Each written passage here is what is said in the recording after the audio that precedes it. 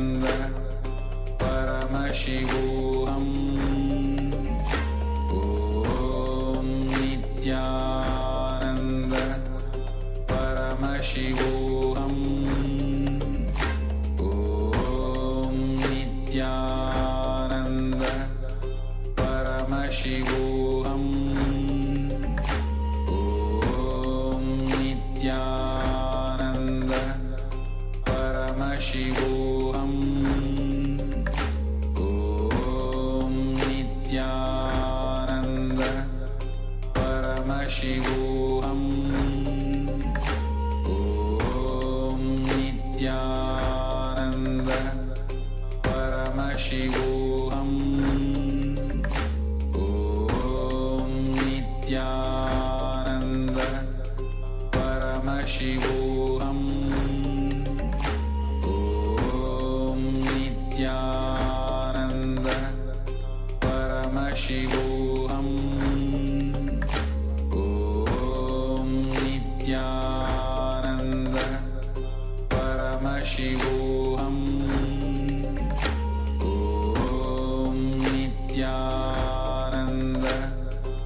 Paramashivoham Om Nithyananda Paramashivoham Om Nithyananda Paramashivoham Om Nithyananda Paramashivoham Om Nithyananda Paramashivoham Om Nithyananda Paramashivoham Om Nithyananda Paramashivoham Om Nithyananda Paramashivoham Om Nithyananda Paramashivoham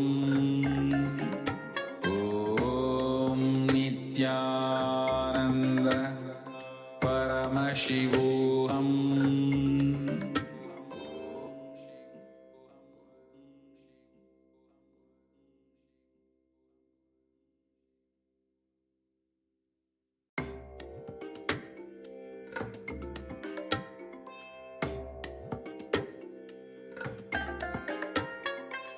I bless you all.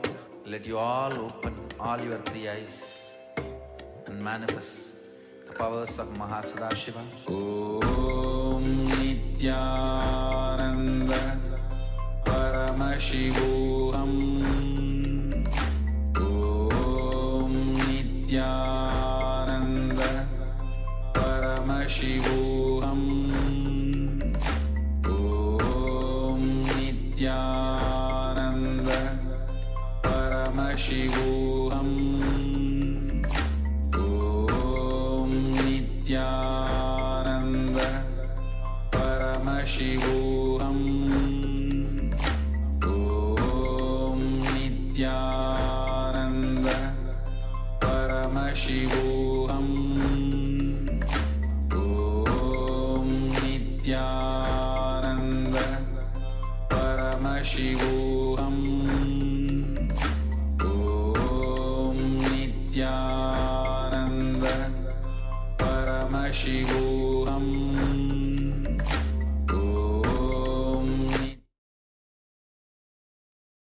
Now slowly, very slowly, you can open your eyes and take a moment to share what was revealed to you through the power of third eye as you're manifesting the power of quantum memory, recollecting large information from the intelligence behind the brain. Someone shares a beautiful story about Vivekananda, where one person came to Vivekananda and gave him a book. Just he had a glance of one page of the book, and within few minutes he know the whole book without even reading it. The person actually asked many questions regarding the book, and he gave so much detail about the book itself at the moment when the person started asking questions. Same way, Sound is giving this power to all of us to manifest this power of quantum memory recollecting large information from the intelligence behind the brain. So take a moment and share what was revealed to you, and also requesting all the participants on the YouTube. Please go ahead. Yeah, so this power can come in handy. So you can walk into a library and just, you don't have to waste time reading through the books themselves. You can go into a library, do some research, and just by looking at the book itself, just connecting with the book, you can download from the archives, from the cosmic archives directly, everything about that book itself. So suddenly the research for any topic becomes very, very quick, very short indeed. And there are many other applications that we can have for this particular power. Perhaps the participants can suggest some other applications they could possibly use this power, this very wonderful power, the power of downloading directly from the cosmic archives, so the intelligence beyond the mind. It is the quantum memory. So Actually, this power is very much useful for the students, especially when it's for even for the students, it's better to awaken their third eye when they are at the age of below 14. And it's easy for them. I say for children, it is easy to awaken their third eye and manifest these powers, especially when they are loaded with so much of studies, so much of pressure. This quantum memory can help them in so much dimensions. yes, all the study being out of the way very quickly, then I have more time to spend on doing chores around the house. Yes. Let us now request once again the participants, please let us know what was revealed to you in your third eye. So what was the information on the page that we displayed for you, just for a brief seconds, for a few seconds. And shortly we will be reading through that page. So this was a page from the book Science of Living Enlightenment, book by the Supreme Pontiff of Hinduism himself.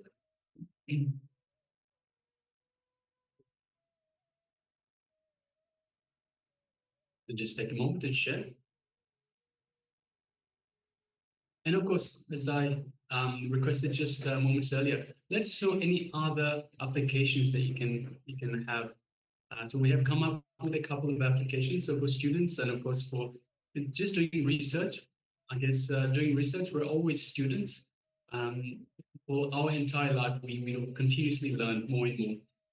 But any other applications for this superpower, let us know. What else can you see that we can use this power for? So just take a moment. And it's interesting, like power is given, but according to you, your situation, you can come up with so much of applications which are useful in your life, so that how you apply the same power in so many different ways. Like for example, the students can apply their to get rid of their work, their study load. So much of textbooks are being loaded to them, and that they have to memorize. With this power of quantum memory, simply just having a glance and they can read the whole book, download the whole book. The same thing can be done, for example, for recipes. So if you wanted to know a recipe in, or maybe all the recipes in a recipe book, just simply open it up, gaze to a particular page, download all the information directly from the cosmic archives, and you know everything. You can become an overnight chef. So many different applications. All right. So this, let's move to the verification. If you are still sharing what was revealed to you, you can go ahead and share. Meanwhile, we'll be showing you the page number 225 of the Science of Living Enlightenment, so that we can verify our manifestation.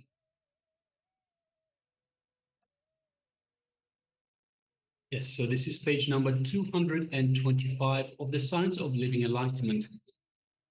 This page starts with the word authenticity. Next, this action is enriching. Mahadeva, the embodiment of responsibility, appears to enrich Vishnu and Brahma and to remind them about their inauthenticity and lack of integrity. Fortunately, Brahma and Vishnu completed and restored their integrity and authenticity. That is the reason the universe is still functioning, available to all of us.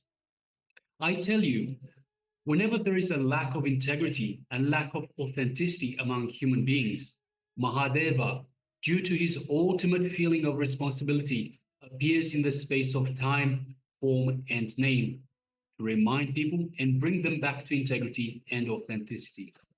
Today is the day we celebrate Mahadeva's happenings, all Mahadeva's happenings, not just this one, but all happenings. It is so beautiful to see our Sangha restoring their integrity and their authenticity and taking up responsibility and enriching themselves and the world. I can feel the joy that Mahadeva would have felt when Brahma and Vishnu restored their integrity and authenticity. I feel the same joy when Rudra comes into your life with destruction. Face him with integrity and authenticity. He is not your enemy. He is your own being, reminding you to get centered with authenticity and responsibility. He is Shiva, who is your very life, because he loves you, because he is the very you. He is causeless auspiciousness. So yes, that was page number 225 from The Science of Living Enlightenment by the Supreme Pontiff of Hinduism, Bhagavan Sri Nithyananda Paramashivoham. So yes, beautiful, beautiful book. Yes. And if you want to read, you can always go ahead and download this book and read. It's a essence of the Living Enlightenment book itself. And of course, the Living Enlightenment book itself is Swami says, whatever I have said, whatever I have spoken is there. What I have not spoken, that also is there. Whatever I am going to speak is there in this this book of Living Enlightenment. That's why worship the Living Enlightenment book as a deity. All right. So with this, we'll be moving on to a small technique that before entering into the Manomaya Kosha. So let's prepare ourselves to for technique to unclutch. So a whole day, Swamiji has been revealing on the unclutching. Unclutching, Swamiji has given this powerful technique to all of us to unclutch. In any situation you are, wherever, whatever is your situation, you can directly apply this technique of unclutching and unclutch from all the sufferings, any worries, any fears that you have. So let's enter into this revelation, this technique, short technique. Swamiji himself will be guiding us. So please be in the space of listening.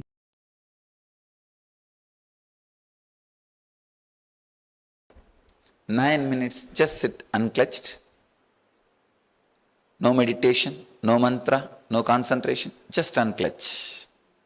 Just close your eyes and unclutch.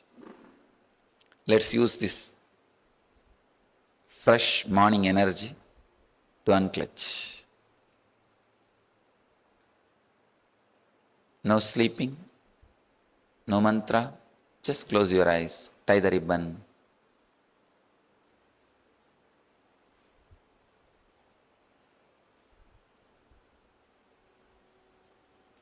Just unclutch.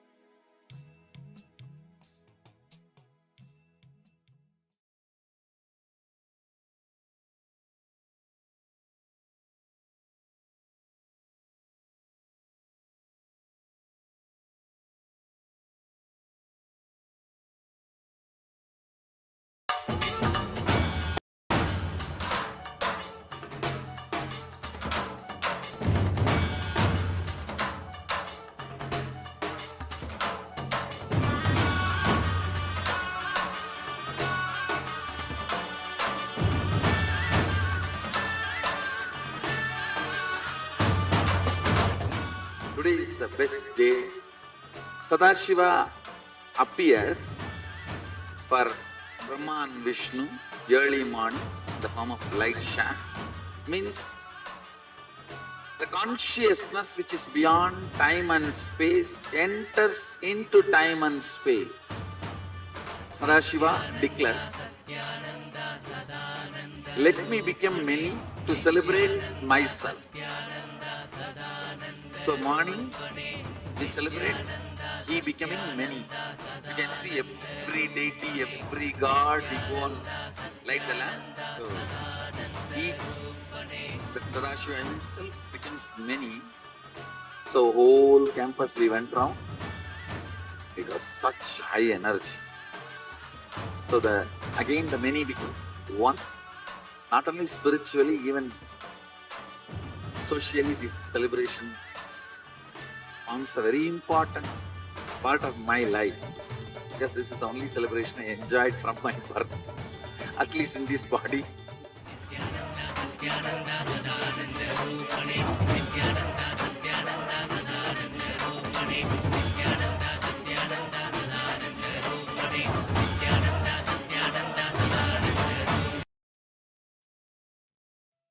Yes. So this is the grand celebration of Kartikeya Deepam happening from 4th of December to 13th of December this year. So as Swami says, that Sadashiva decided to become many and to celebrate himself. That is Kartikeya Deepam. And when at the evening Bharani Deepam is celebrated, where many becomes one again. And Swami personally enjoyed this celebration, this festival. So if you want to offer your gratitude to this, to at the lotus feet of Swamiji on this festival, Kartikeya Deepam, let us know. We'll be guiding you further on this. Alright, so with this, let's move on to the next session. We already covered the Annamaya Kosha, introduction to Dhyanmaya, Dhyana Purna. Now we'll be moving on to the Vijnanamaya Kosha. We had meditation techniques. Now we are entering into the Vijnanamaya Kosha, and after that we'll be having the meditation technique as well. And as Swami says that only the Annamaya Kosha has the technique, meditation technique which needs the body, involvement of the body. For other koshas, you don't need to involve your body. So let's get ready to enter into Vijnanamaya Kosha, and then we'll be entering into the meditation for the Vijnanamaya Kosha. Of my heart for already me to allowing me. Okay.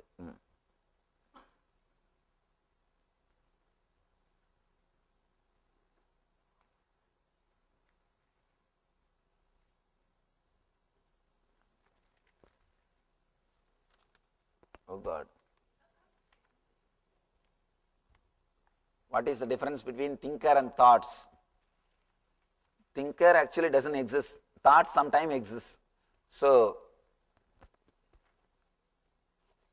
spaced out means absent-mindedness. Is it unclutched? No. Spaced out in a traditional sense doesn't mean being unclutched. We can say our own, spaced in. We can have our own word. Instead of spaced out, spaced in. Maybe that is unclutched. One chai shop wala is he is the guru for him. And one travel agent. All these fellows are guru for him. And he gives some press meet also there, sitting in Varanasi Ghat. What is impact of grahas? Oh God, who brought this graha and all? Forget about all these grahas. Be unclutched. You are constantly claiming about main truth or ultimate initiation. You claim this is to be answer to all problems including depression, irritation, etc. I am not claiming it. Try to practice and you will understand the truth. I am not claiming anything. I am just stating the fact. If this is that good, why this truth is not taught in universities where we have a lot of intelligent people? Any comment? I don't know. I don't think that in universities a lot of intelligent people. That has to be, that last statement I am not able to understand. If there are a lot of intelligent people, let them learn. I have no problem. Anyhow, I am making all these CDs available openly only. So, if they want, I have no problem. I can send some teacher and teach them. Can I have receive a spiritual name and maintain my current name in, oh God.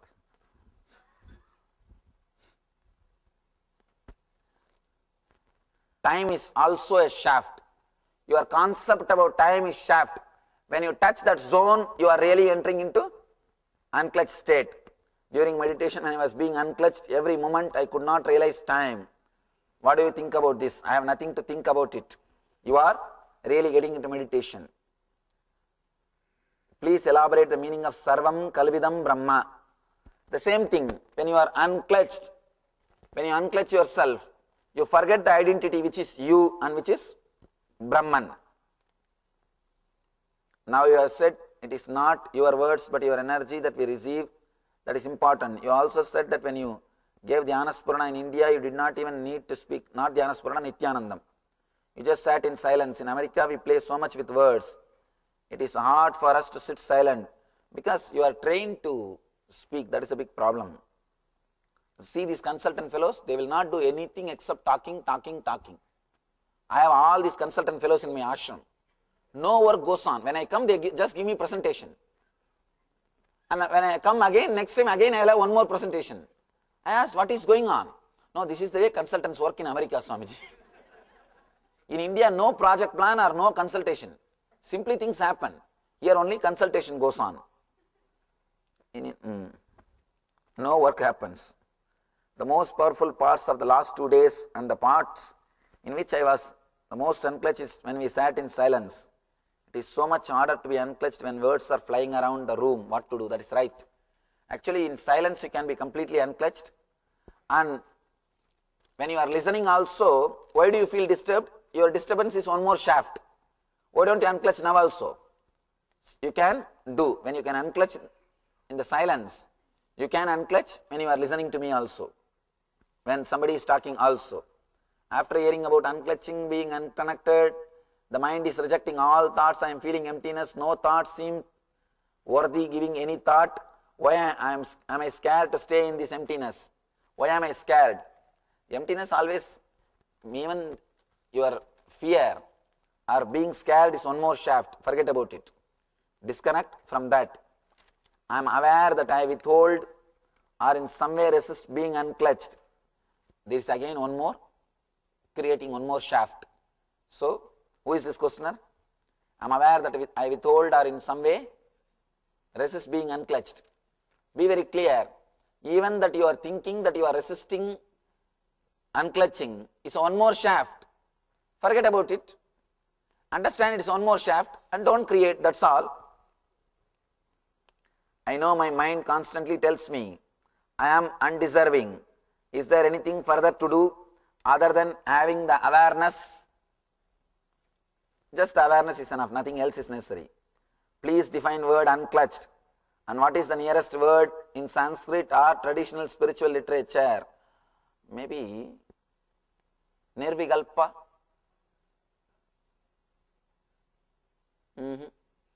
Sangha means in Sanskrit different. Your identity. Vikalpa can be the right word. Nirvikalpa. This is the closest.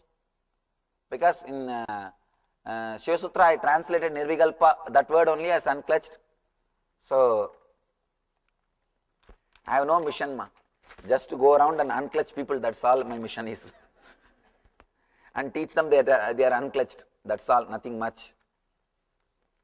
And whenever people are arrogant or egoistic, you see, the question somebody asked now, a few minutes ago, why should we use the mala or all those things? See, this is not, if it is out of real thing, I would have answered different. This is the, if you don't wear that my mala, what will you do? You will be wearing somebody else's photo or your own photo, your own ego. At least these are all some methods to replace you. And there are something even beyond logic, which I do not, which sometime you feel so much of gratitude and connected, you don't even ask logical questions like, why should I have your mala or locket or anything. Only if you feel connected to me, that much you are qualified to have healing initiation. Otherwise, there is no need for you to have healing initiation. It's a pure gift. It's a pure, see, one more thing. I am not God or Guru for everybody. I am not Guru for everybody. I am Guru for people only who feel connected to me. I always tell people, unless you feel connected, I won't be master for you. Maybe continue to search, you will have the right master. So, these are all few methods to check whether they really feel connected beyond logic or they feel connected only till the logic. So that these are all some abstractions or method I put to filter those people, those kind of people. So if you don't feel connected that much, then healing initiation is not for you. Forget about it. Search, you will have your master, then things will start happening in you. Okay. If I unclutch from my thoughts while talking to somebody, how do I respond while talking to someone who is not unclutched? Don't think that they are not unclutched. Don't think that they are clutched people. Just be, why do you bother about others? Just you be clutched, you be unclutched, you will see a different intelligence happening through you. I had a shaft of Swami that I met 10 years ago, Swami that I met 1 year ago, Swami that I met 1 day ago. I was about to be unclutched of Swami shaft. Yesterday I saw a dancing Swami. Whose question? Oh, yesterday I saw a dancing Swami. I have a new shaft consisting of dancing Swami. Am I having problem of getting unclutched now? Can you give me some help? No, don't worry, you will be unclutched. I will never make you clutched. So you will be unclutched. When you say unclutched from your identity, and I do it, I keep falling into Anandaganda, then the question rises, if I am doing right, and you are doing right. If you fall in Anandaganda, you are already doing it right. Nothing wrong. Somebody else. Huh? No, actually Anandaganda is not a shaft. It's a same meditation, technically a little different. Only words are a little different.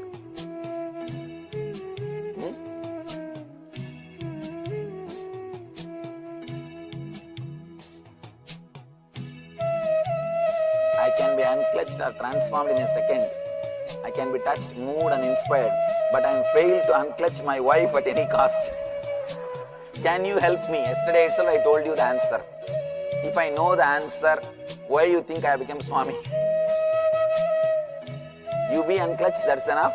That will take care of everything. Are you saying we should stop thinking completely? Action without thought can be dangerous. What do you say? I am not saying you should stop thinking completely. Be unclutched. Whatever thoughts has to happen, that will happen automatically. In the initial level only, when you are unclutched, as you feel as if no thoughts are happening. Suddenly you will understand, even after unclutching, whenever it is necessary, it is getting clutched, work is happening. Whenever it is not necessary, it is unclutched. Your mind is being used as instrument, not as a master. You will understand that. Even now, when you go out to eat, just completely be unclutched.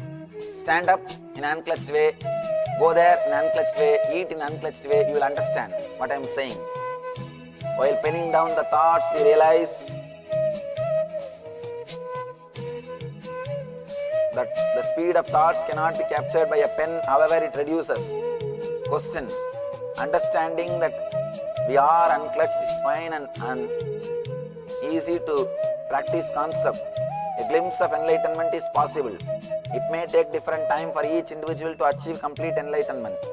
Through awareness of being unclutched, what decides this time for an individual? See, be very clear. If you are unclutched now itself you are enlightened. There is no separate time. There is no need that you should be unclutched for 10 years, only then you will become enlightened. Nothing like that. It's just intensity. I experienced love towards the body after Annamaya Kosha experience, looking at it with new eyes, like a child. The more I realize I am unclutched, the more sensitive I feel to become to other people. Thoughts, because my own thoughts disappear. This disturbs sometimes or other times causes feeling of great love, connection and compassion. The body feels pure and sensitive. You are on the right track. Go ahead. Just be unclutched. I experienced dropping many times, but then it is all darkness. I feel I am stuck in dark space. I desperately pray at that time. I feel I am stuck in ignorance. Be very clear. Dark space does not mean ignorance. That's a wrong idea taught to you. I can feel silence when I close eyes and try to go inside. I don't feel silence. How do you unclutch when you are angry? Angry or hungry? Hungry now you are. You can learn. Angry, when you are filled with anger, just be unclutched. Just see the anger which you had 10 years ago, the anger which you had 9 years ago, the anger which you had 8 years ago, anger which you had yesterday, and anger which you are having now. They are all unconnected, independent, individual incidents. Will unclutch mean not getting involved with a conversation or activity? No. That is again clutching with laziness, connecting with laziness. I am already a healer. I can mention Manomaya Kosha meditation. With Pranamaya, you are working with Prana. With Manomaya, same unclutching, but in the level of thoughts. It is not similar. It is, there is a difference. Little deeper you go. The first part of the program, it was somewhat resistant. After seeing you dance last night, it opened the path of the vibrational healing for me. I feel as though I go from being unclutched to being unclutched, being clutched to being unclutched, which is to me means bliss. Is it only through enlightenment that one feels unclutched at all the times? Who is this questioner? Be very clear. If you are unclutched, that's enough. You don't have to bother about enlightenment at all. I felt a deep peace during the session. I have never sat and watched things, thoughts, emotion, pains. In a way, it was liberation from mantra, concentration on breath, etc. Is this what you mean by unclutched? Not forcing anything and noticing, watching things happen like a movie. Thank you. Right. You are doing things properly. You have strongly explained the technique of unconnecting with unpleasant experience and people. However, the real issue is as to how gradually disconnect and disassociate with dearest and the people you love and depart peacefully. Please be very clear. Unclutching is not only with the people who are unpleasant. With the people who are unpleasant, you can easily unclutch yourself. Unclutching is both. The same technique only for the dear and near ones or your enemies. Just unclutch yourself from the idea of enmity. You have excellently explained the technique of dissociating people, past experiences. However, the real issue, I think same question he is given. You didn't trust that I will answer later on, so I gave once more. Looking at a flower, person, or even you makes a whole lot of difference to me. After introduction to the idea of being unclutched, find myself disconnecting the old shaft each time. I appreciate and enjoy the people and objects around me more. I am excited about this new me. Thank you, Swamiji. Thank you. It's real, beautiful experience. This question about question from Sri Krishna Gadiyaram about Vijnana Vairava Tantra. The knowledge itself is answer. You don't need to separately visualize your question. Knowledge itself is an answer. I have noticed that although I love being in your physical presence, I actually feel more connected to you when not near you, when I am not near you. If I just look at your photo or even simply remember you, I feel so much gratitude and love, but not as much when I am in your physical presence. Am I just creating a fantasy or superficial shaft? This troubles me a little because most people want to be with you all the time. Am I just not connected yet? No, nothing like that. Be very clear. Sometimes in my absence also you may feel connected. That's nothing wrong. Feeling connected is enough. There is no need to worry about this. Don't create one more shaft based on somebody's explanation or somebody's idea. If they feel connected to me in my physical presence, that is nice. Why should you feel the same thing? There is no need. I think I finished practically all the questions.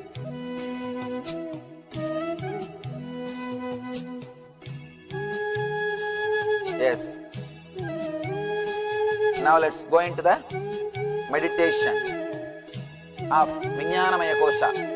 It is again same thing but little deeper. The Manomaya Kosha I was telling, don't even bother to get clutched or get unclutched.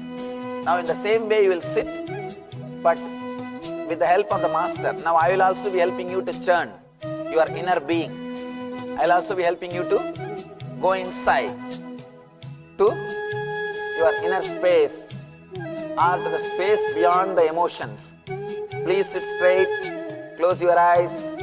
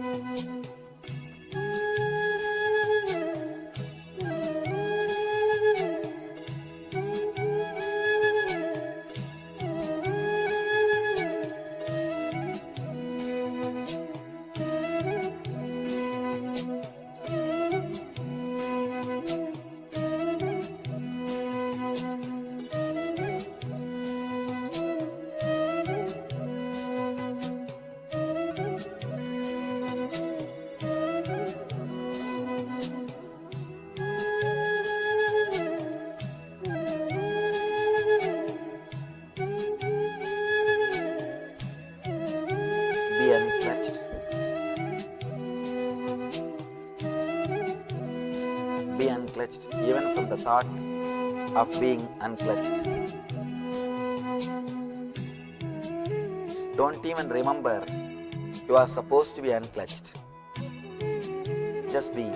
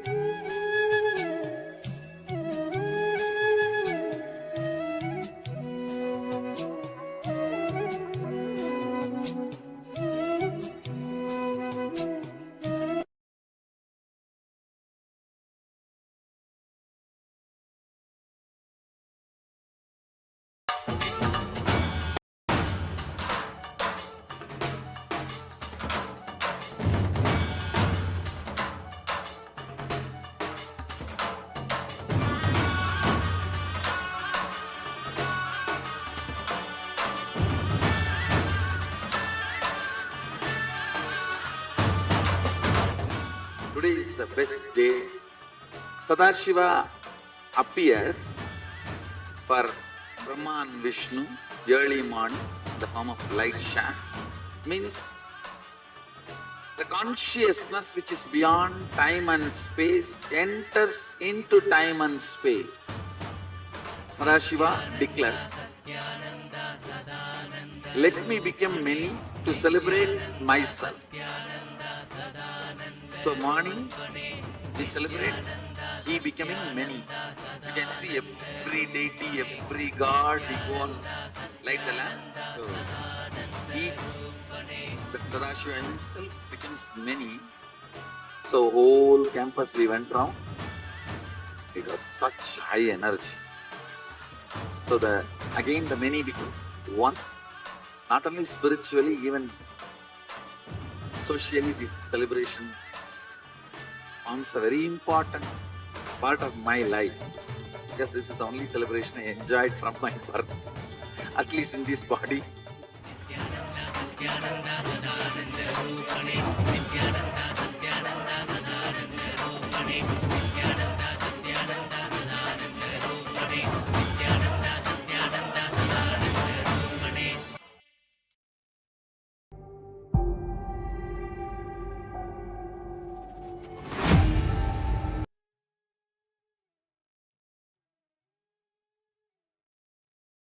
Yes, in time of you. So this is the revelation on the Vijnanamaya Kosha, where with this, after this, we'll be entering into the meditation, visualization of expansion.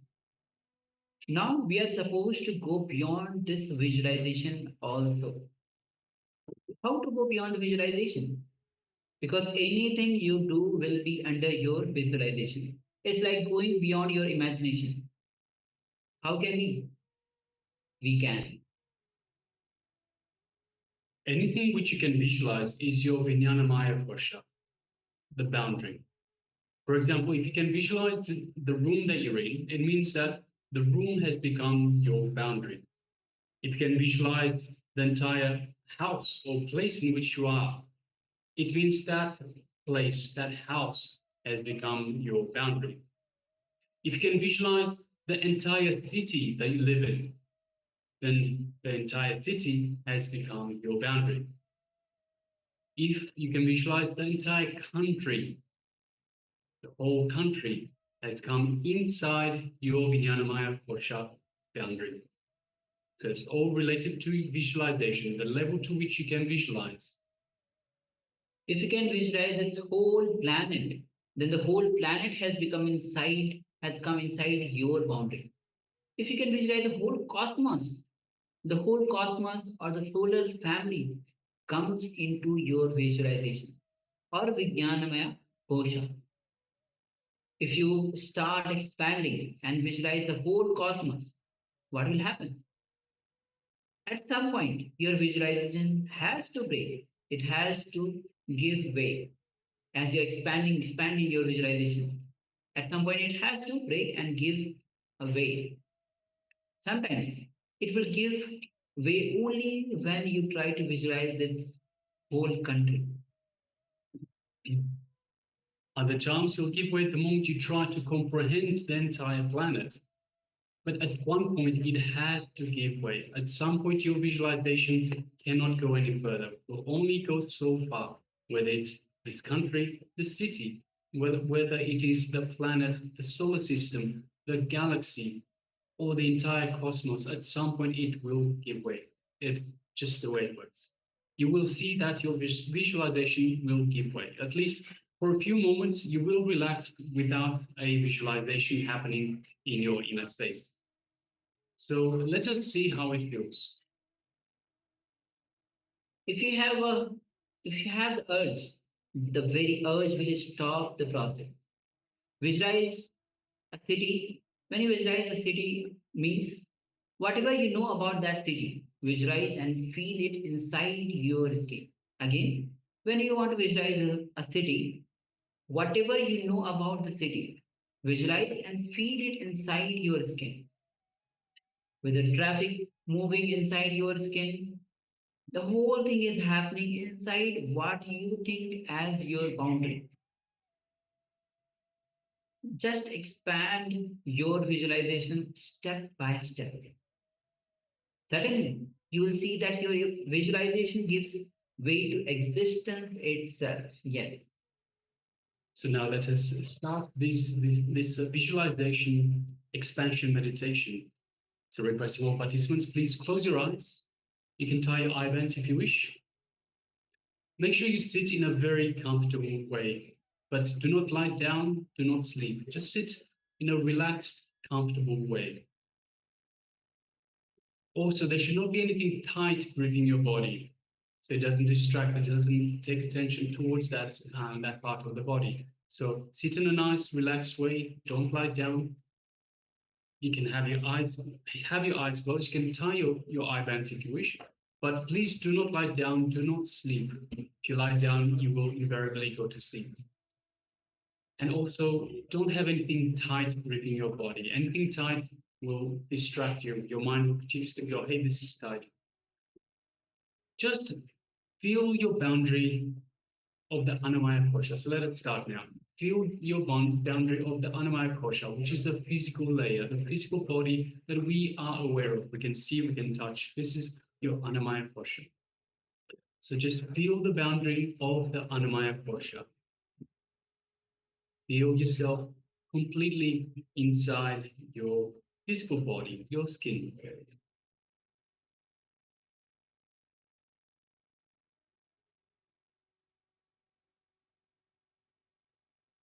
Just take a moment and completely feel yourself within this boundary of the physical body, of this physical layer.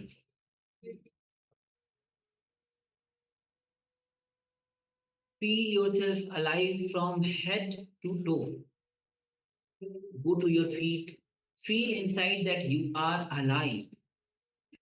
You are alive inside your feet. Feel yourself completely alive inside your skin. Your head, your toes, your hands, your fingers. You feel yourself alive everywhere.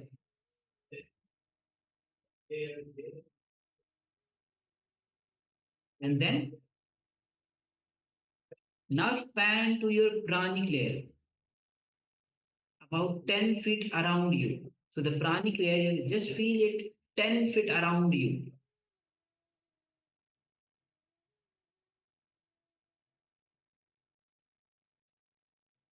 If there's anyone sitting around you, they are all inside you at this moment, as we've expanded to 10 feet around you. Anyone within that 10 feet radius is sitting inside you. Just feel that expansion 10 feet all around you. Feel that you are expanding up to your pranic layer, up to this space where you can feel the smell.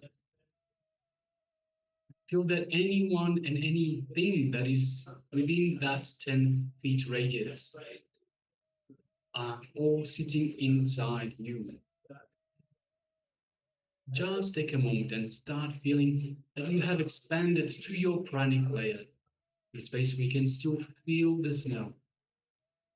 Around 10 feet all the way around you, every angle. Anything within that 10 feet radius is inside you, sitting inside you, inside your boundary.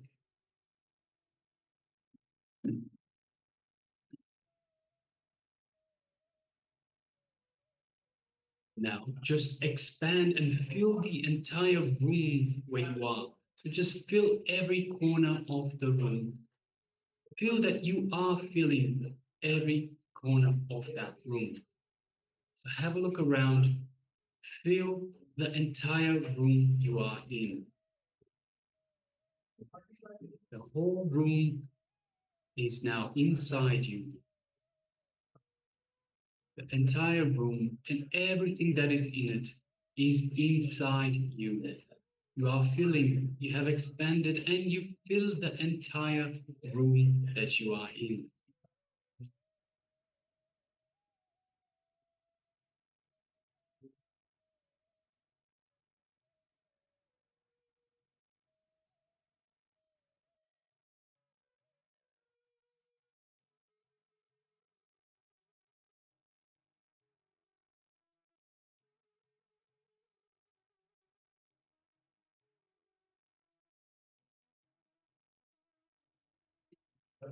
Now expand and fill this whole building where you are. And see very clearly the whole building is inside you. Expand your space.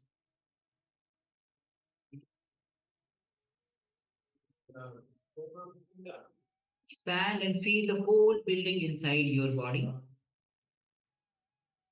What you think as your boundary is now around the entire building.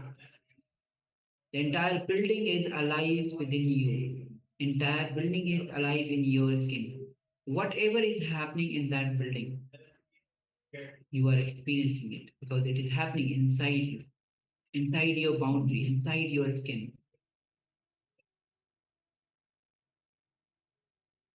Next, expand more from building. Expand your boundary to the whole street. See that the whole street is inside you. Whether the traffic is moving, any movement, everything that is happening inside your boundary. Whether people are moving, people are walking, people are talking, vehicles are moving, they are making sounds, traffic lights, everything is happening inside your boundary.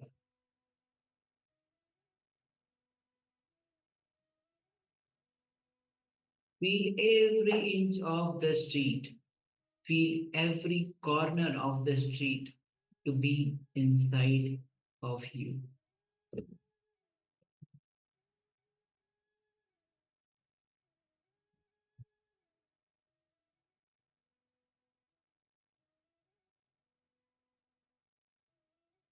Now expand and feel the entire city. So feel the entire city, whatever you know about the city, all the places that you know in the city itself, just bring all of them to your memory now and see that everything is inside you. We have now expanded to fill the entire city. Everything you know of the city, just bring them to your awareness now, to your memory, and see everything is inside you. You are feeling it. Every little bit is filled by you. Every street, road, every home, every river, every hill, everything. You are feeling everything. And everything is inside you.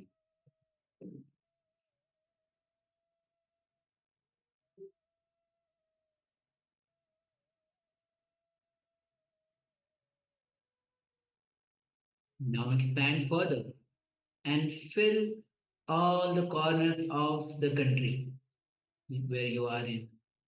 Expand your boundary to the whole country itself.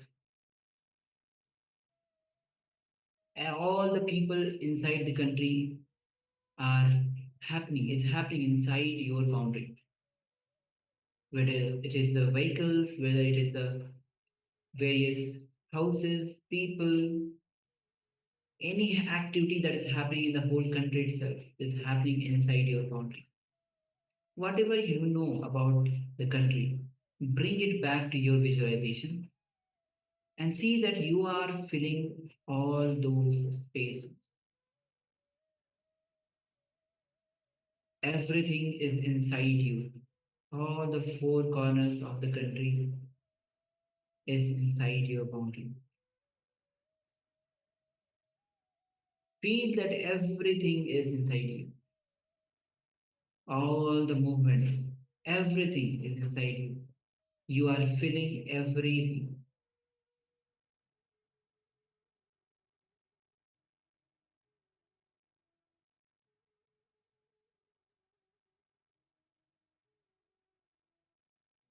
Now expand and just feel that this whole planet is inside you. The entire globe, the whole world is inside you. whatever you know about the planet, or the places that you have heard about or seen, wherever your memory can penetrate, expand to cover it. Let the whole thing be inside your inner space. Experience all the places inside your boundary, inside your skin, inside you. Expand. Let everything be inside you.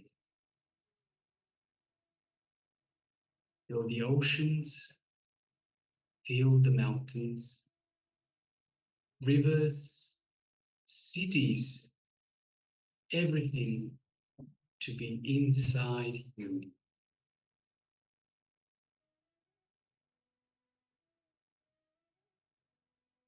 Whole globe is moving inside your inner space. Now expand further so that the whole solar system is inside you.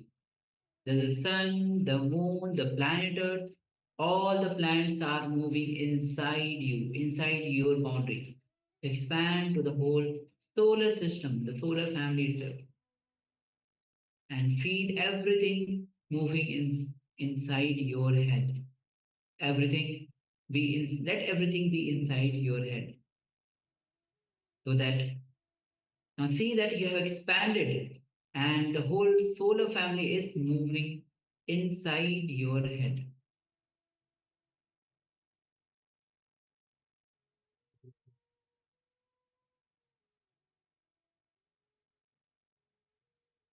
Now, let us expand even further. Let the whole cosmos be inside you. The whole empty space. Light covered by light. Darkness covered by darkness. Big bangs and black holes that are happening. Whatever you know as the cosmos, expand and allow it to be inside you. Continue to expand. Feel the bliss in you. Feel the immense lightness in you. Feel the expanse of bliss inside you.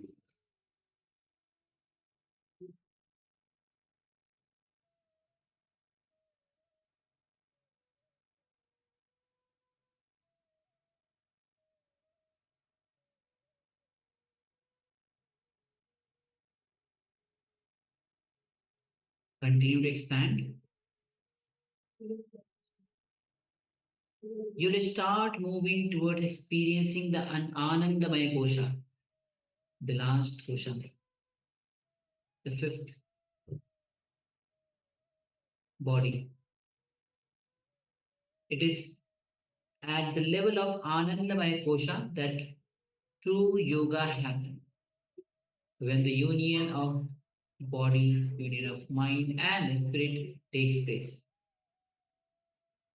where you are one with the cosmic energy, where the self is alive and you have identified yourself within it.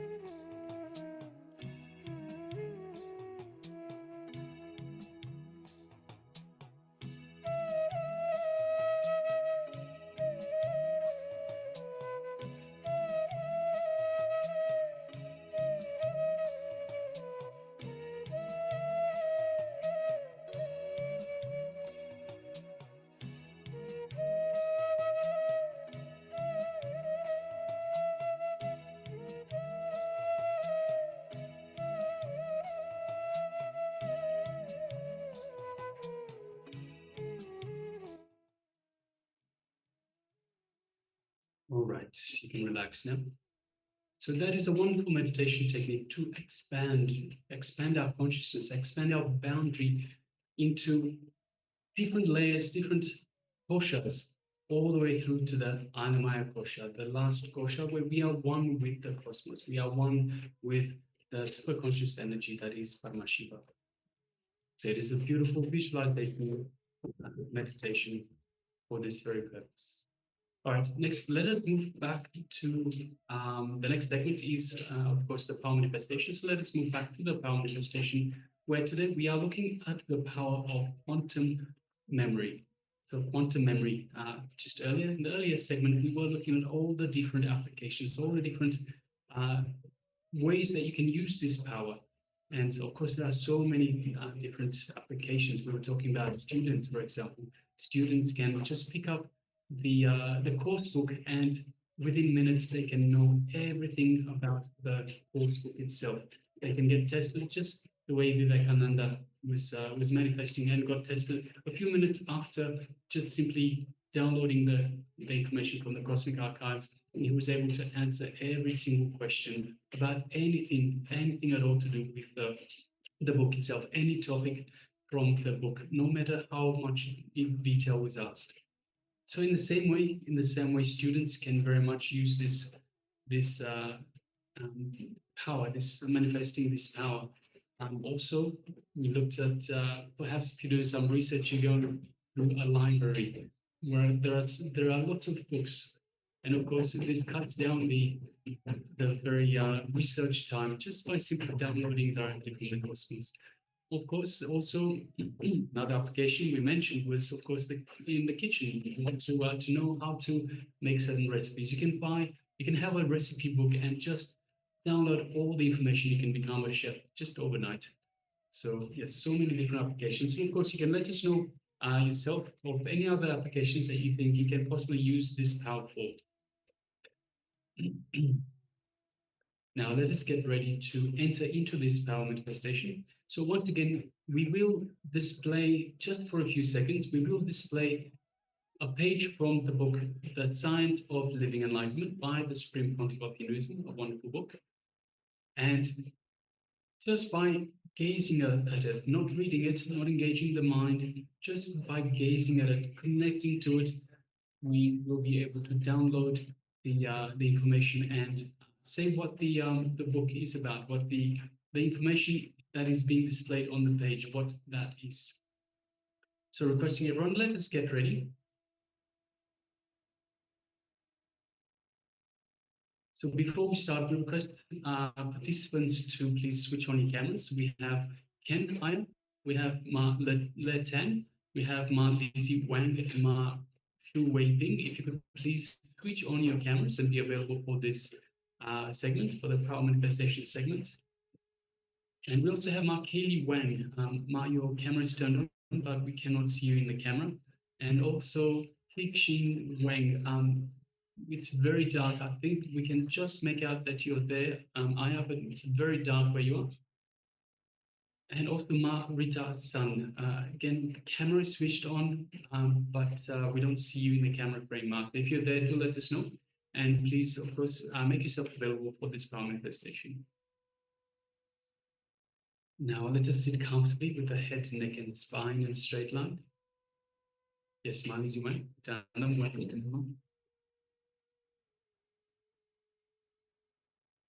And let us just unclutch. So let us just take a moment and unclutch.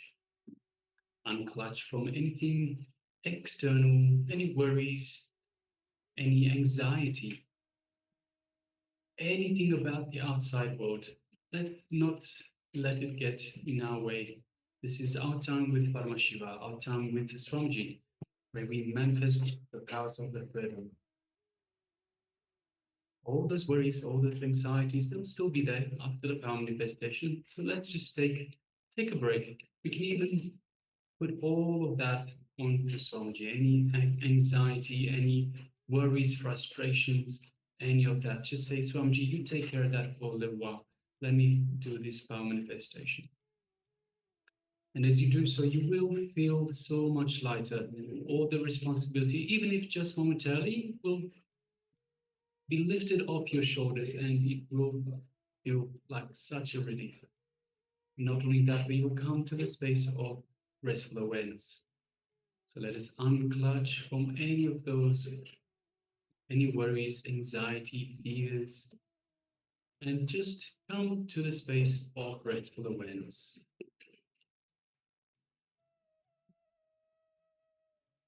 Now we'll be displaying the page from the Science of Living Enlightenment, the book by the Supreme Pontiff of Hinduism, just for a few seconds. So requesting everyone just gaze at the page, don't try to read it, just connect with it, and that's it.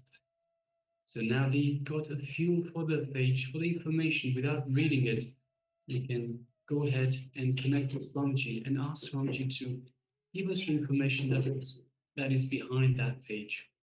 So let us once again sit comfortably with the head, neck, and spine in a straight line. And let us invoke Swamiji in our inner space. So this is the space where it is just for yourself and Swamiji. That special place where nothing else exists. Nothing else is a reality, just yourself and Swamiji in your inner space.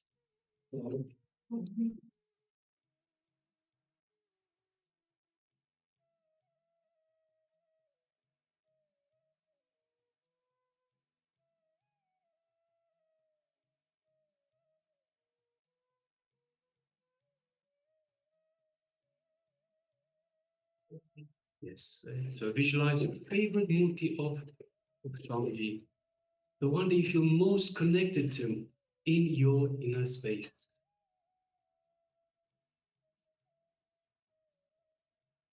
And as you connect to Swamiji, feel his love, his compassion, his infinite grace just showering upon you.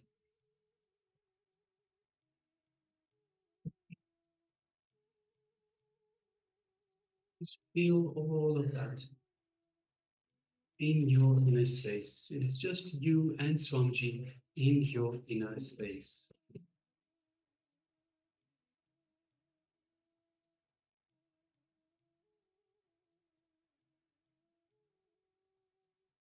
Now, let us move our gaze just gently to the third eye. And through the third eye, let us visualize Swamiji and look into Swamiji's third eye. And as you do so, you feel a connection, an energetic connection from Swamiji's third eye into your third eye. Just feel that energy in your third eye.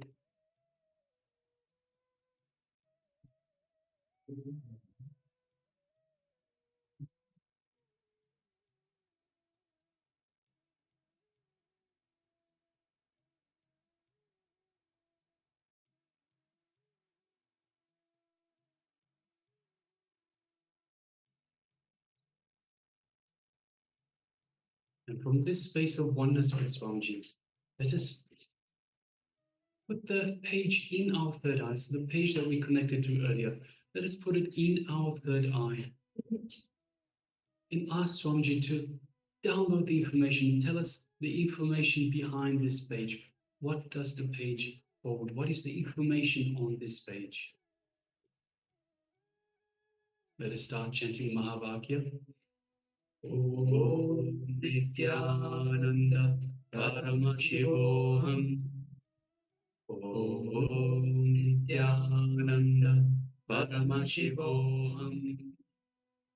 Om Nithyananda Paramashivoham. From this space of oneness, let us start manifesting this power of quantum memory. Let's begin. Ananda Paramashivoham. Om Nithyananda Paramashivoham. Om Nithyananda Paramashivoham. Om Nithyananda Paramashivoham. Om Nithyananda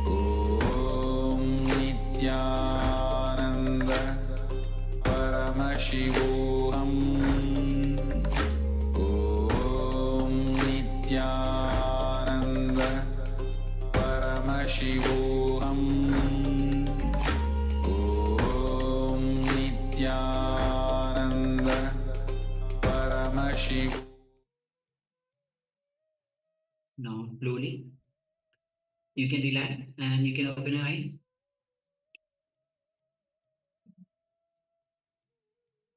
And let us share what was revealed to you through your third eye as you manifested the power of quantum memory, recollecting large information from the intelligence behind the brain.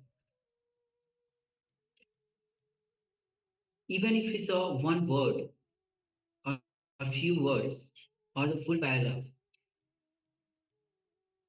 do not hesitate to share because the word you share might be related to the what content of the page was. So take a moment to share. And all the participants on YouTube, you can also start sharing what was your revelations. What did you see? What when you scanned? Manifested this power.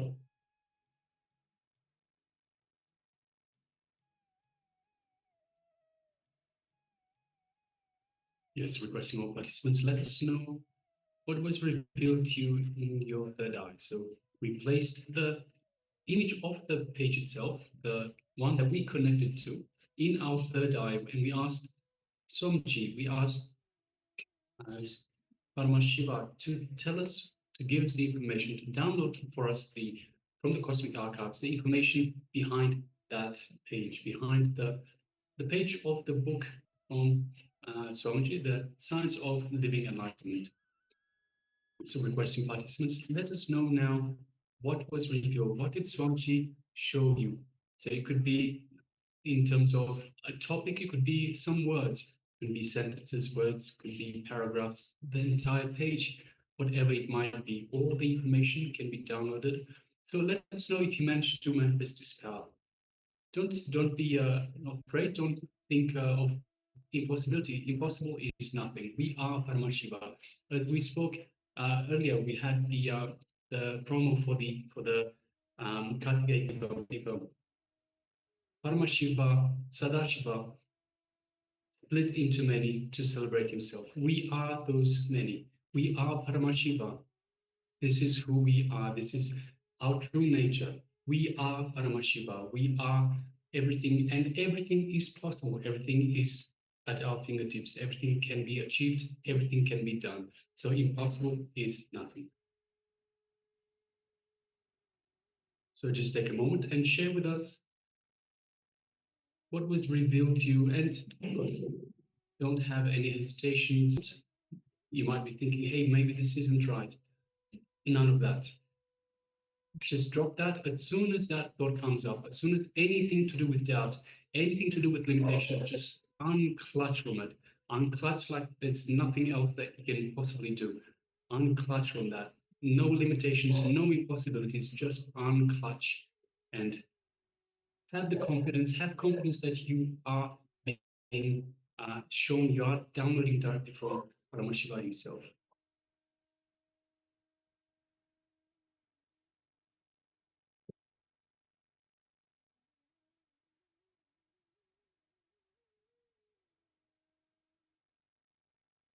You understand, only when you unclutch, then you start manifesting this power. All right, we have one sharing from Ma Lisivan. First of all, welcome Ma Lisivan. Yes, That you have joined us for the Paramashivoham Level 1.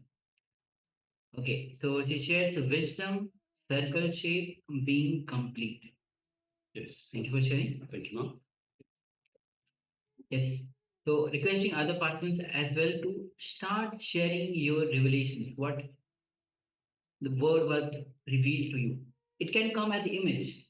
You can see it as image. You can format that in words and write it down.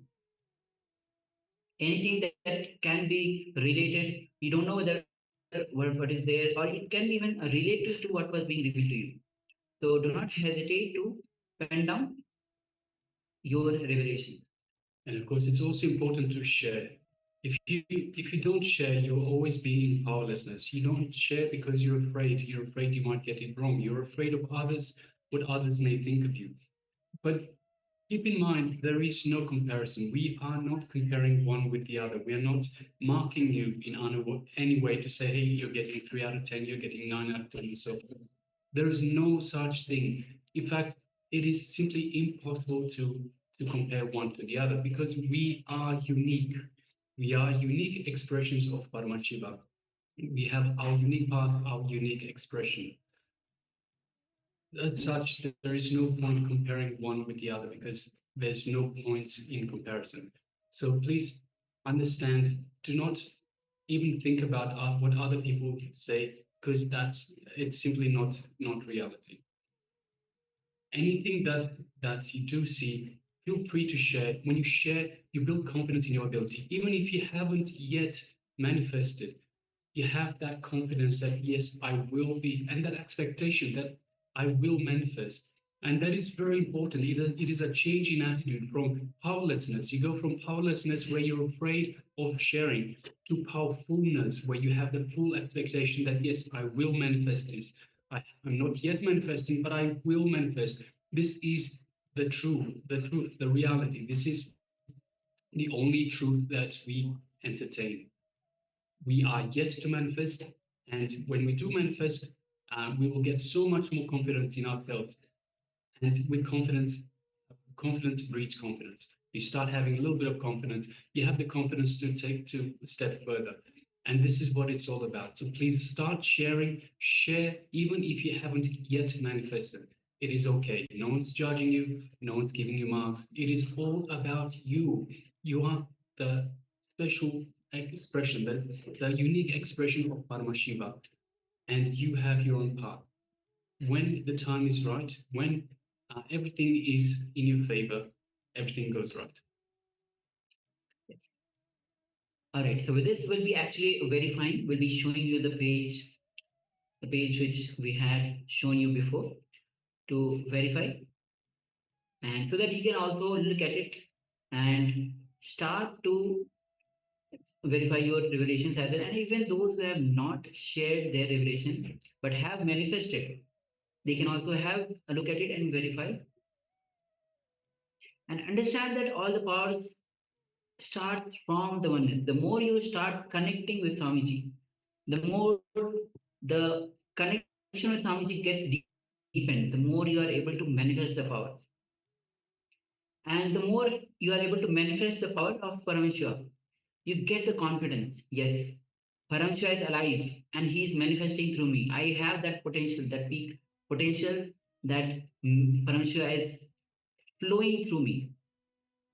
And that possibility, that peak potential exists for me as well.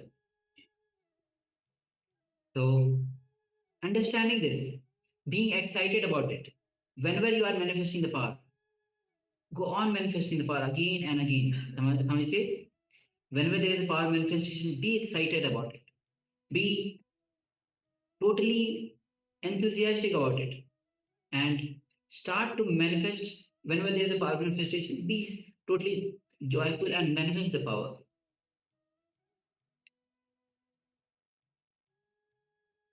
So now we'll be projecting the page 240 of the Science of Living Enlightenment book so that you can verify.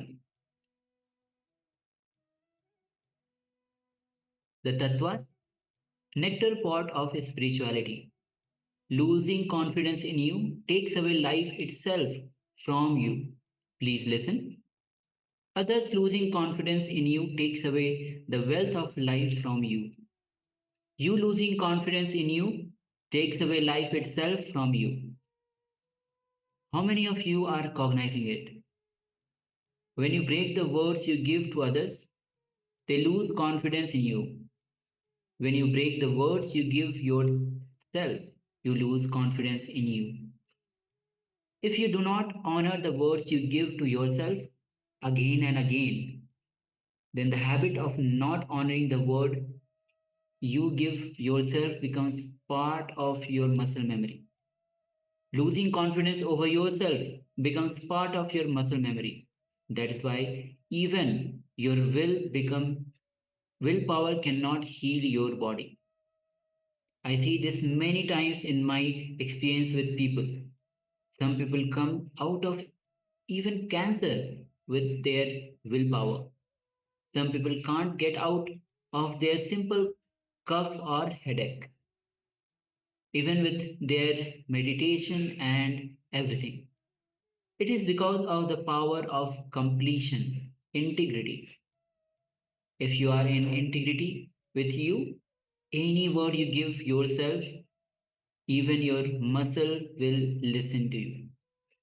The words you give yourself is the bone structure you form for your life. You have to honor it. If you are not able to honor it even by giving your life,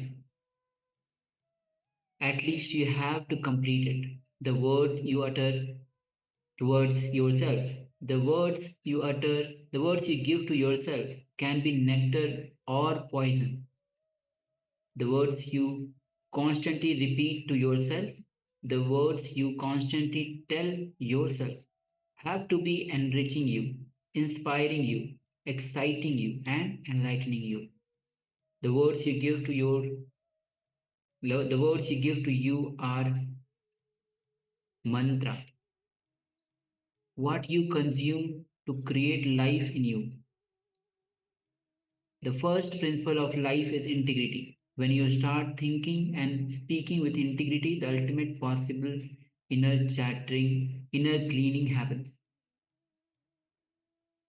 So this is the four tattvas, the especially on the integrity and the integrity Swamiji talks. When you what word that you utter, when you do not honor, and the words, whatever word that you utter, either it becomes nectar or poison. With this, Yes, so let us just have a quick look at some easy one shared wisdom, circle shape being complete.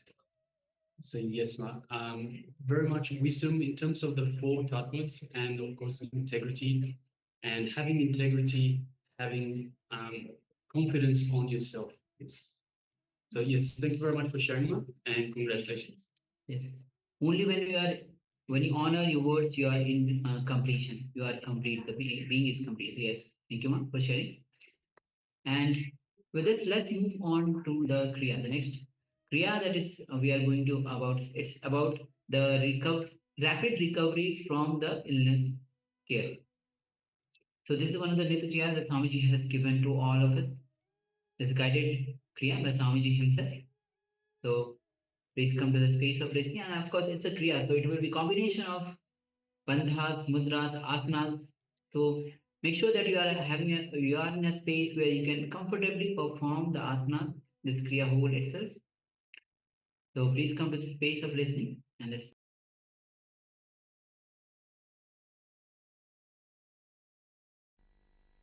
Nitya Kriya for rapid recovery from any illness like a tiredness, other sickness, fever, any illness.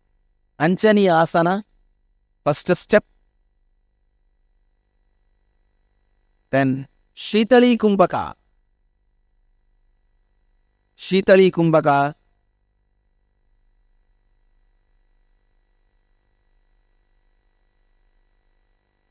Stretch your tongue.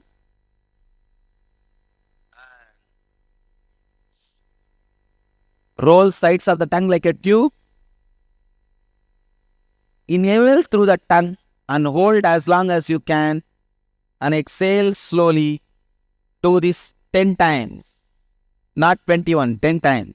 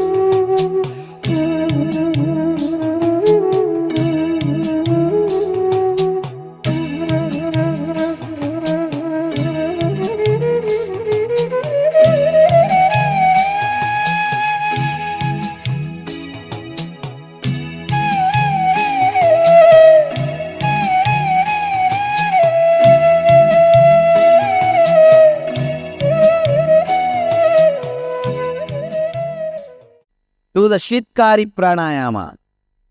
Shitkari means press the lower and upper teeth, keep your mouth open with a hissing sound, inhale and hold as long as you can, then slowly exhale as slowly as you can. Do this 7 minutes continuously.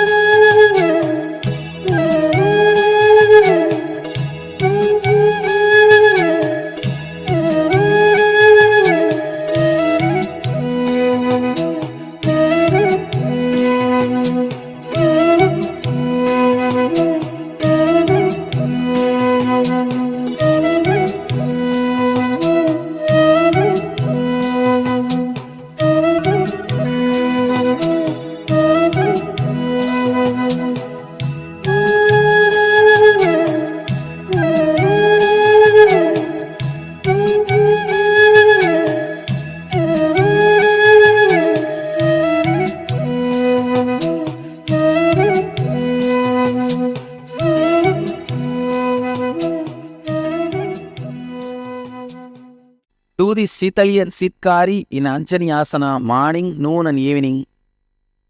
You will recover from any illness quickly. Like fever, cough, cold, headache, regular illnesses. You will recover from it, body pain, from all that very quickly. Let you all achieve, experience, express, radiate and share the eternal bliss. Nithyananda. Thank you.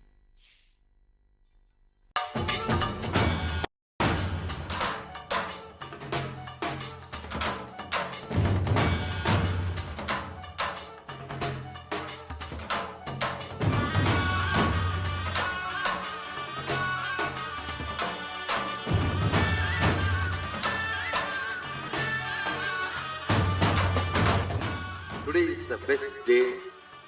Sadashiva appears for Brahma and Vishnu early morning in the form of light shaft. Means the consciousness which is beyond time and space enters into time and space. Sadashiva declares, let me become many to celebrate myself. So morning we celebrate he becoming many. You can see every deity, every god, we go on light the lamp. So each, the Sadashiva himself becomes many. So whole campus we went round. It was such high energy. So again the many becomes one. Not only spiritually, even socially this celebration forms a very important part of my life, because this is the only celebration I enjoyed from my birth, at least in this body.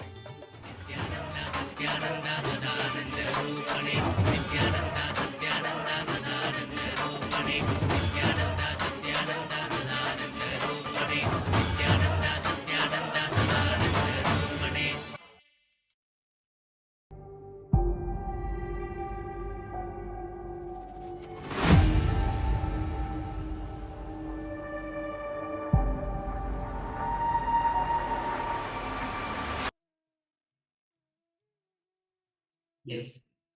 Nithyananda, all of you. So with this Kriya, now we'll be moving to exclusive session, especially for the Zoom participants. Yes, it's an exciting session. It's going to be specifically for the Zoom participants. So how excited all of you are actually for, because it's only exclusive just for the Zoom participants. Yes, for the YouTube participants, we have something similar, something along the same lines, but it is slightly different. This is a Zoom only, so only for the participants on two-way, Zoom only program. Yes. So we'll be moving into this exclusive session for the Zoom. And all the participants on YouTube, don't worry. We have similar session on same line, same thing what is being exclusive for this. So you'll be also going through this session. So let's prepare ourselves for this session. And of course, for the Zoom participants, if you wish, you can still join us on two-way. So you can go to the eCitizen portal and sign up for the Paramashivoham Level-1 program and join us on two-way as we are about to start this Zoom exclusive session.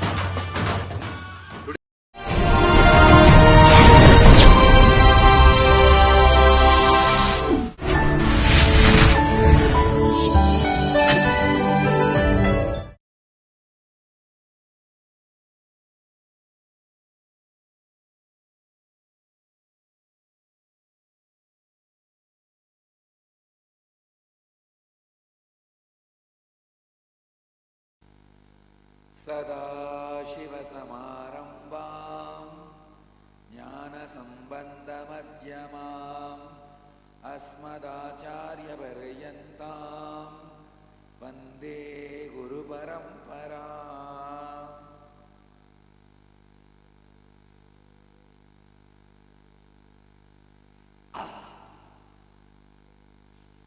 I welcome you all with my love and respects. I welcome all the devotees, disciples, samajis, satsangis sitting with us around the world at this moment in 404 places. 580 places through Nithyananda TV and in 42 places two-way video conferencing, having Nayana in 198 cities in 26 countries around the world.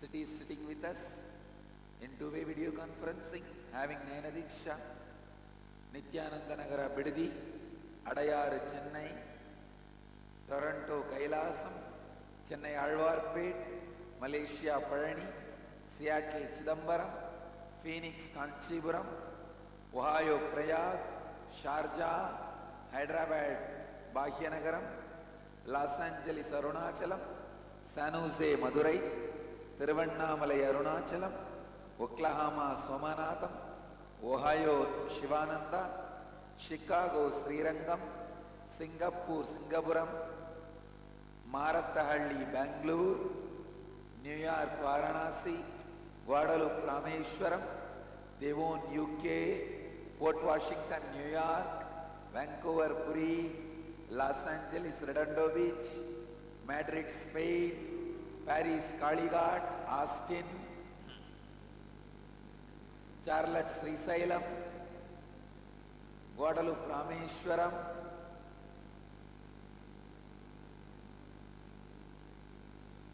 Black Diamond Canada, Kulim Malaysia, Madurai, Nungambakam Chennai, Oman Sivagangai, Dubai Stau Croatia, Slovakia Košice, Laspet Pondicherry, Sripuram Chennai, Hyderabad Sri, Troy Michigan, Atlanta home,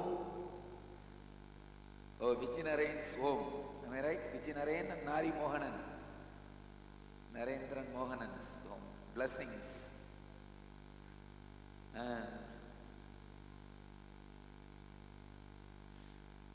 Priyankananda, Malaysia, Chennai Nungambakam, that is which center? Austria. I welcome all of you with my love and blessings. मैं आप सबको प्रेम व आशीर्वाद सहित स्वागत करता हूँ. I welcome all the esteemed guests present here today. Swami Prem from Osho Ashram, Kathmandu, Nepal, and 4 sadhus from Nirvani Akada, and Nagaraj Naidu and team from Sri Ram Sena. Sri Ram Sena Bandru, Bandhukku, Swagatam. And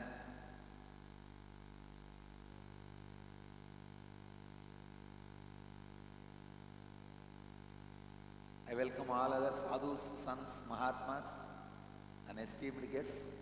I welcome all of you with my love and respects. Sorry for my voice. Rishi Sambhavananda, birthday blessings, and Ma Devaja and Rishi Sambhava, wedding anniversary, blessings. Let both of you with all the auspiciousness will be with me, I will be with you, you will be with me. Blessings.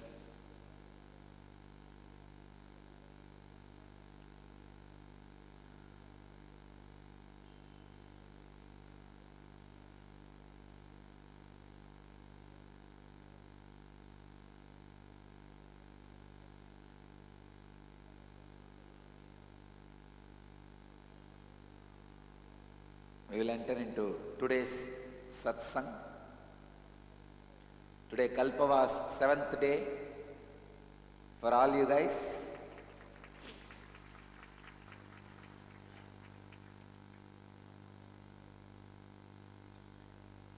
We also pray for all the souls which departed in the Allahabad railway station stampede.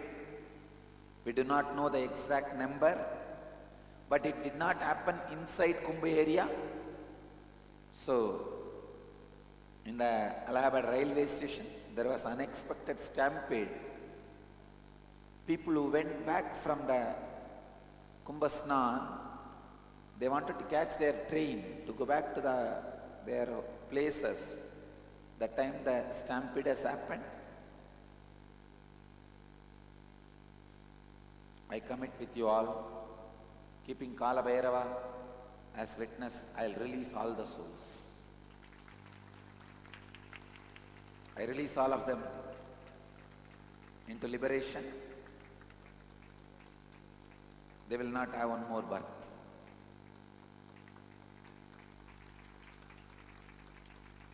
Kala Bhairava is witness. By the grace of Kala Bhairava, let them all be liberated. We do not know the exact number, but it is anywhere between 30 to 100. Am I right? Huh? Minimum 30. So minimum 30 to maximum 100 it may be. We don't know the exact number, but I pray to Kala Bhairava, they will all be released. Let them all rest in peace. And today we came to the conclusion, after all the calculation, we will have the February inner awakening in Biddi itself. Because for these Samyama and ingenious kids, we may not be able to accommodate all of them here in Kumbhaghat. So we will have the inner awakening in Biddi itself.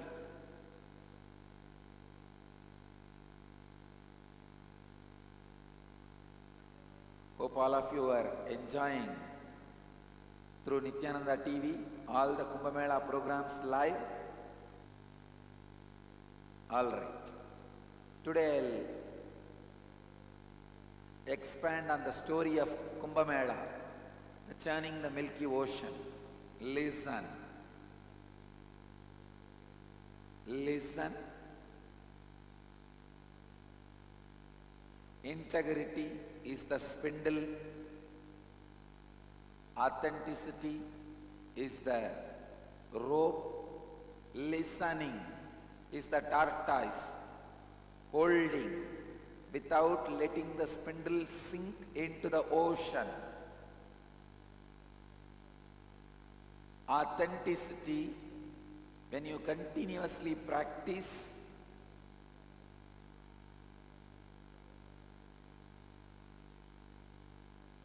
it naturally brings nectar out of the chitta. Please understand, if the nectar is not taken out of chitta, it is ocean of confusion.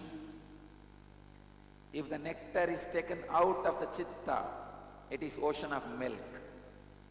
Whether your mind is ocean of confusion or ocean of milk is decided by the outcome of it. If you are enlightened, your mind is ocean of milk. If you have not achieved it, your mind is ocean of confusion.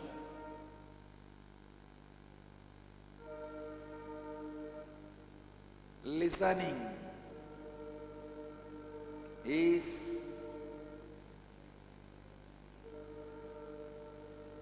the tortoise which keeps the spindle up.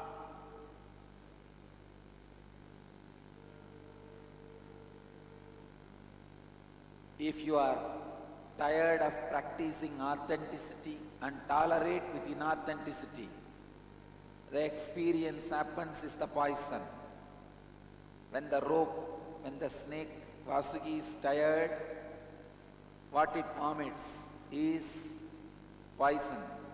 Sometime after practicing authenticity for years, you feel, oh God, I have to be authentic throughout my life or what? It's okay. It's okay. It's the poison. So let the integrity be the spindle, authenticity be the rope, and your thoughts, completion and incompletion, be the demons and gods. Understand? Constantly incompletions will be coming till the nectar comes. Till the realization happens, incompletion is inevitable. But immediately completing is the right thing. Demons of incompletions, apurnatva, will go on raising. Bring the God of purnatva, completion, constantly. That is the way the churning process happens. Then during the churning, so many things comes out. Kalpa vriksha. During the practice of these four tattvas, so many beautiful miracles will happen in your life. Don't stop. Just because they all happen, don't stop or don't think. Don't think or don't stop. You have achieved the goal. No. Mahadeva is responsibility, who is overseeing everything and who takes the responsibility even for others in authenticity. He did not create the poison for him to drink. If Mahadeva has not drank the poison, nobody would have questioned him, because he is not responsible. Neither he is the benefactor of the nectar, nor he is the person who is churning, or he is the person who brought the poison. No. But take responsibility for others in authenticity also, like Mahadeva.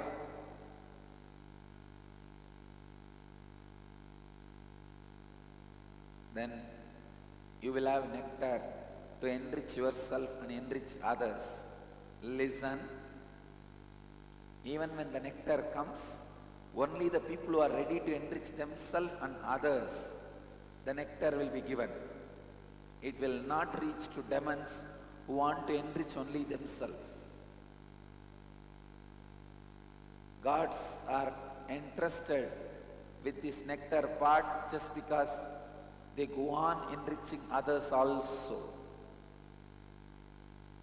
They go on enriching others also. So listen, I have given you the essence of four tattvas and the whole story of churning. I'll go on expanding in further satsangs. Today today meditate on this. Integrity is the spindle, Meru. Authenticity is the rope, Vasuki. Listening is the tortoise, Kurma, holding the spindle without sinking. Churn it with incompletion and completion. Incompletions will be constantly coming. Actually, when you start Swapurnatva, completion, you will see so much of incompletion is coming out. The incompletions coming out, you doing the completion is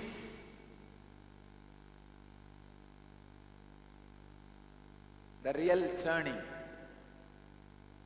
And during the churning, enough of good things will come out.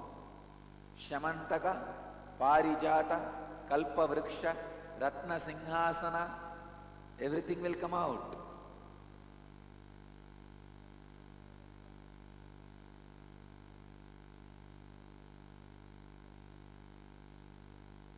But don't stop. Even poison may come out. but don't stop. Take the responsibility for others in authenticity. I have a question from Bhakti Maya. She says, if people don't want to listen to my completion, what to do? They are the poison. Take responsibility for them also. They are in authenticity also. And do Sapurnatva and wait for them to come. Don't give up on them. Don't give up on them and make them as part of you by taking responsibility. So I tell you, continuously take responsibility for others in authenticity also, then you will have the nectar of enlightenment. You will be enriched with the nectar of enlightenment to live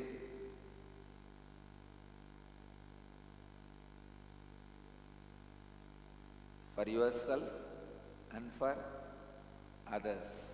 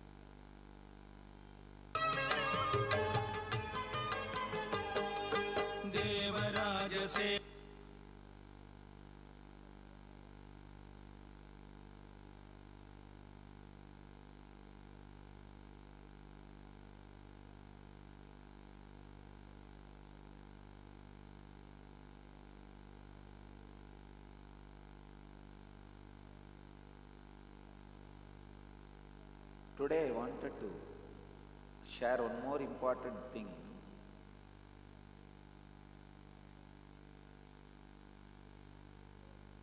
With all of you.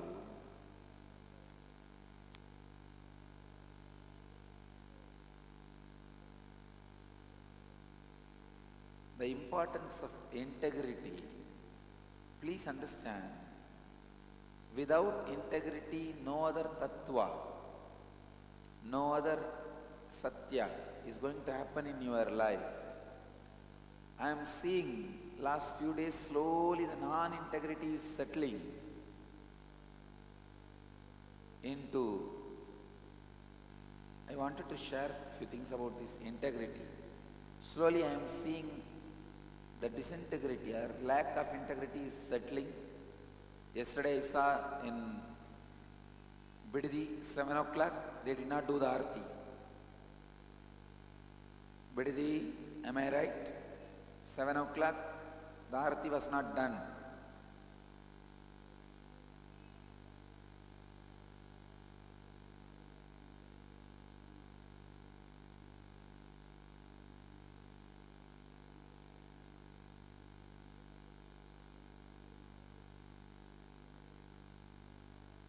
After the Aarti started, they were running around. Am I right? Bididi, ask them. Nobody is taking the responsibility. Everybody is putting their head down. Who is responsible? Many people, even here, coming late. I don't know how that pattern is slowly settling back.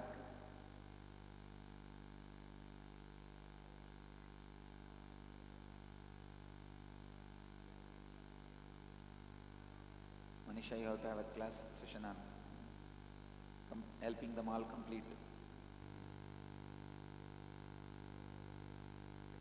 So I just wanted to remind, integrity brings all the auspiciousness in the life. When the integrity is lost, everything is lost. Don't lose it. That's all I can say. Because integrity and authenticity are the life breath. Authenticity, integrity and responsibility and enriching. Air, A-I-R-E, is more important than air. A-R-E is what we breathe and live.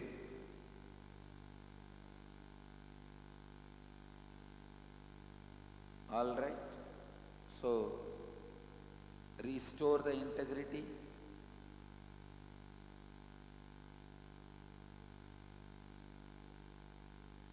And tomorrow we will all be going to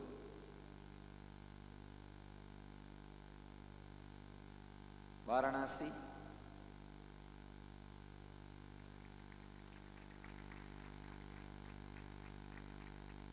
Have darshan of Vishwanatha, Kalbhairava and Annapurani. All of you can have darshan through Nithyananda TV, wherever the camera is allowed.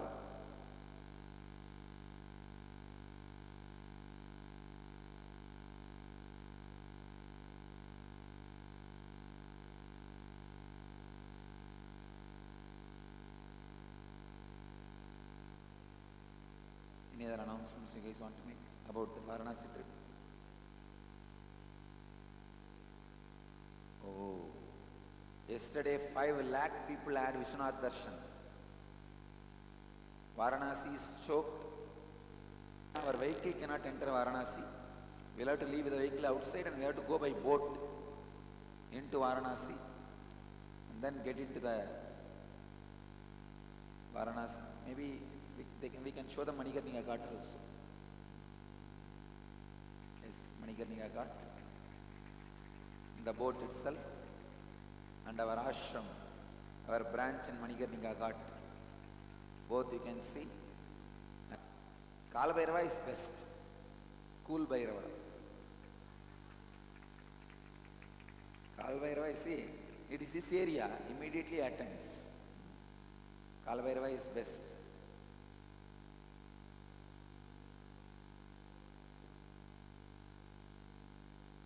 Kalbhairava is a living God.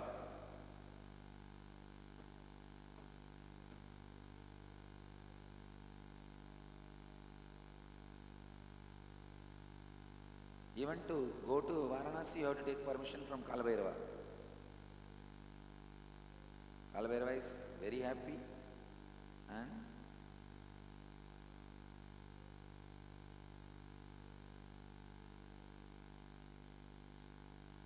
waiting to receive all of us.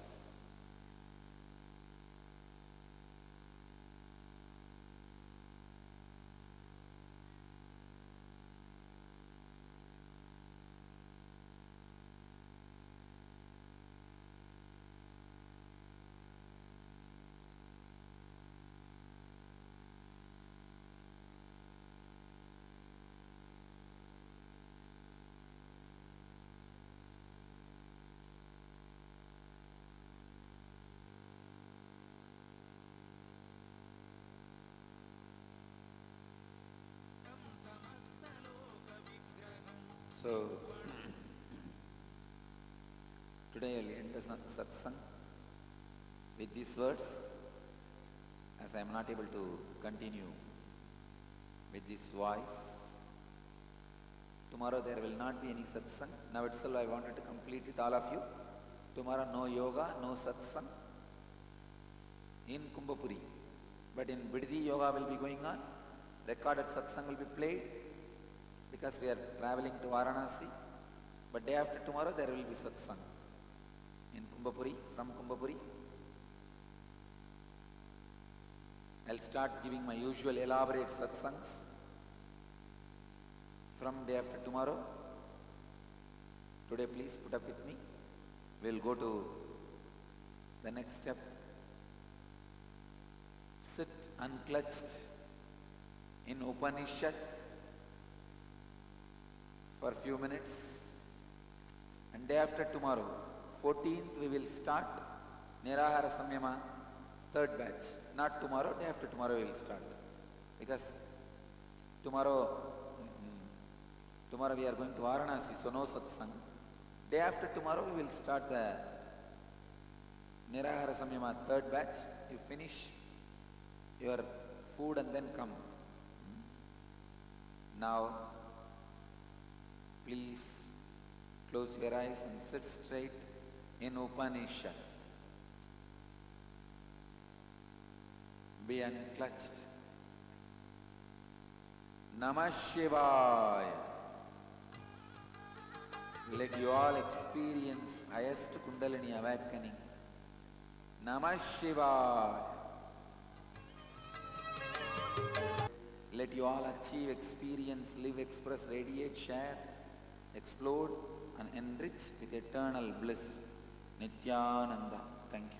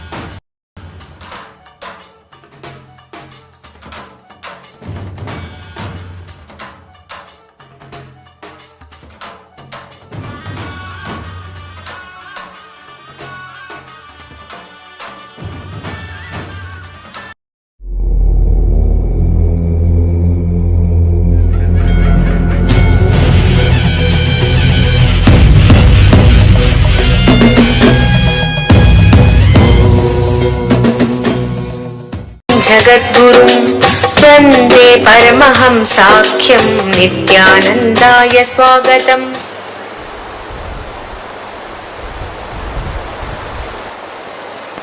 Today I am going to start the churning process, an important process. Before entering into the process, just 2 minutes preparation. See,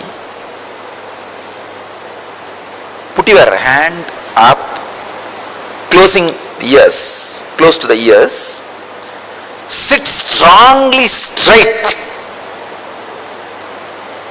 Don't allow any body movement. If you want, you can sit in Vajrasana.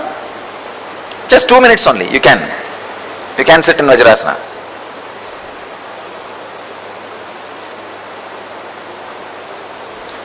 Just stretch your hand straight up, close to your ears. See, feel your backbone, that shaft, straight line, strong. Now I am going to shake your whole body, but you are not supposed to move the body. Understand? You resist and stand as much as you can. You can keep your eyes open, no problem. If you want, you can close your eyes or open your eyes, that is up to you. And try to be stable as much as possible. You can lock your hands if you want. That's okay. Anything is okay. Anything which makes you feel more stable, do it. See, the more strong you will stand now, more your biomemory will get imbibe the energy. Quickly if you shake, if your body is taken away, it means it's overflowing. So, strong. Just feel like a Merudanda. Merudanda means the mountain shaft. You should feel like you are a mountain. Raise your hand and close to your eyes. Feel you are a mountain. Merudanda, Achala, immovable, strong. Because just for a few minutes, I am going to completely churn your whole muscle memory and biomemory. So don't allow the physical movement. You try your best not to move. Just feel you are strong like a Merudanda.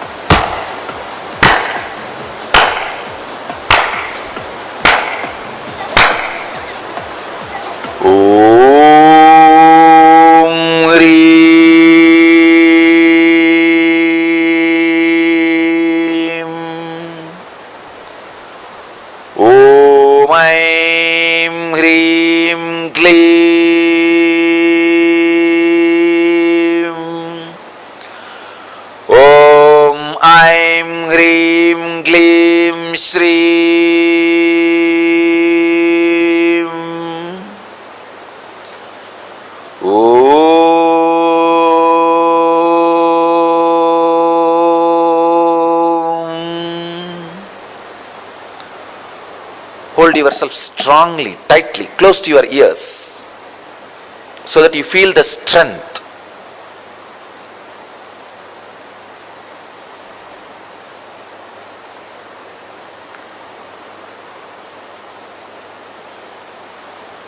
You resist as much as you can and be strong.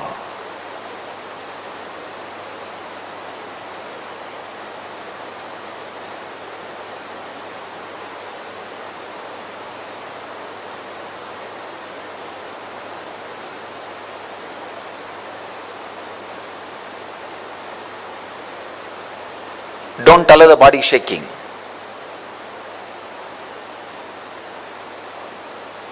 Just be completely centered on your backbone. Feel that straight, that whole bone structure. Om Hreem.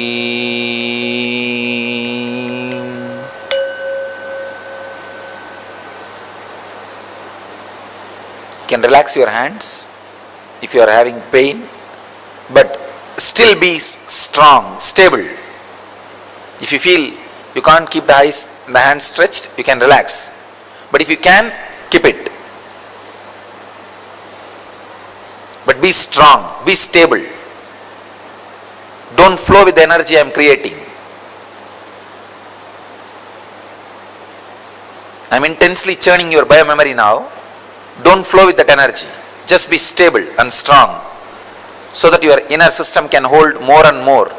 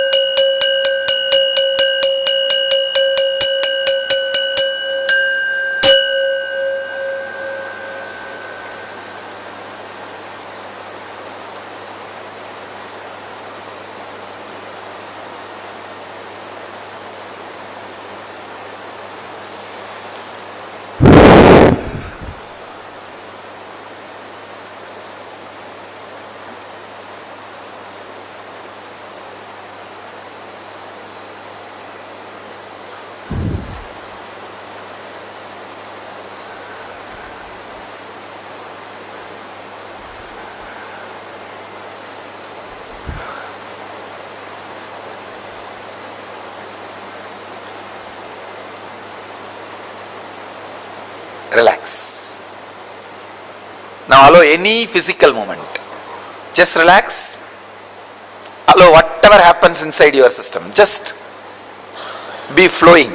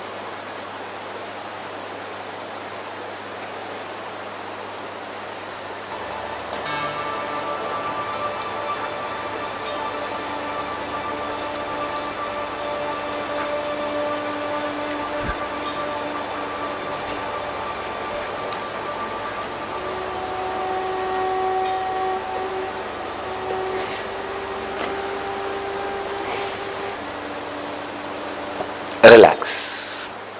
Have you heard the story of churning of the Milky Ocean in Hindu tradition? How many of you heard that story? How many of you have not heard? Raise your hand. Oh, there are enough. So I'll tell the story again. In Hindu tradition, we have a story that in the Milky Ocean, the nectar is there. It's like from milk, how the butter is churned out. Same way the nectar is available in the Milky Ocean, but you need to churn it out. So when the nectar comes out, whoever drinks that nectar will become immortal.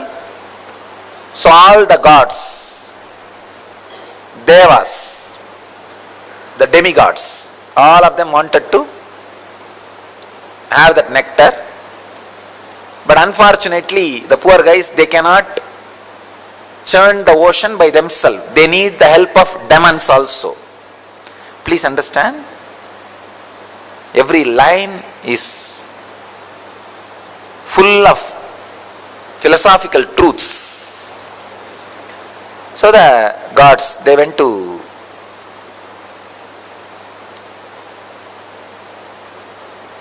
ask for the help of demons. Usually both of them always fight with each other. But the deal was struck that when the nectar comes out, off 50-50 share. So then because the share they agreed, after all they are brothers. Both of them have decided, all right, we will do it together. Then both of them go to their father, Brahma, ask Brahma, creator, we both have decided to churn the Milky Ocean and get the nectar out. Brahma was delighted and excited. Oh God, I have never seen both teams coming together. It is always an headache for me. One will come and snatch some boon from me and go and torture the other one. The other one will come and complain and take some other boon from me and go and torture the other one. This is a whole day is same work. First time both of you guys have come, great. What do you want from me? They asked, we want your help and suggestion and guidance, how to go about. He said, you need the Shivas on which Shiva is sitting, the Meru hill, and on which Vishnu is lying down, the Vasugi, Adisesha, snake. You need the hill, Meru, Kailash as a spindle, and snake, largest snake in the world, on which Vishnu is lying down, that Adisesha as a rope. These guys thought, oh God, that's too much. How to go and ask? Brahma says, no, go and ask both of them, they will give you. It's not a problem at all. But they were not able to, these demons and demigods are not able to trust the Shiva and Vishnu. They directly went and struck a deal with the Kailash hill and the snake. They said, you guys come, cooperate, you will have one share of nectar. Finally, without the Shiva's blessing, Kailash came. Without the Vishnu's blessing, snake also came. And they started the churning. And the Kailash is the spindle, the snake is the rope, and one side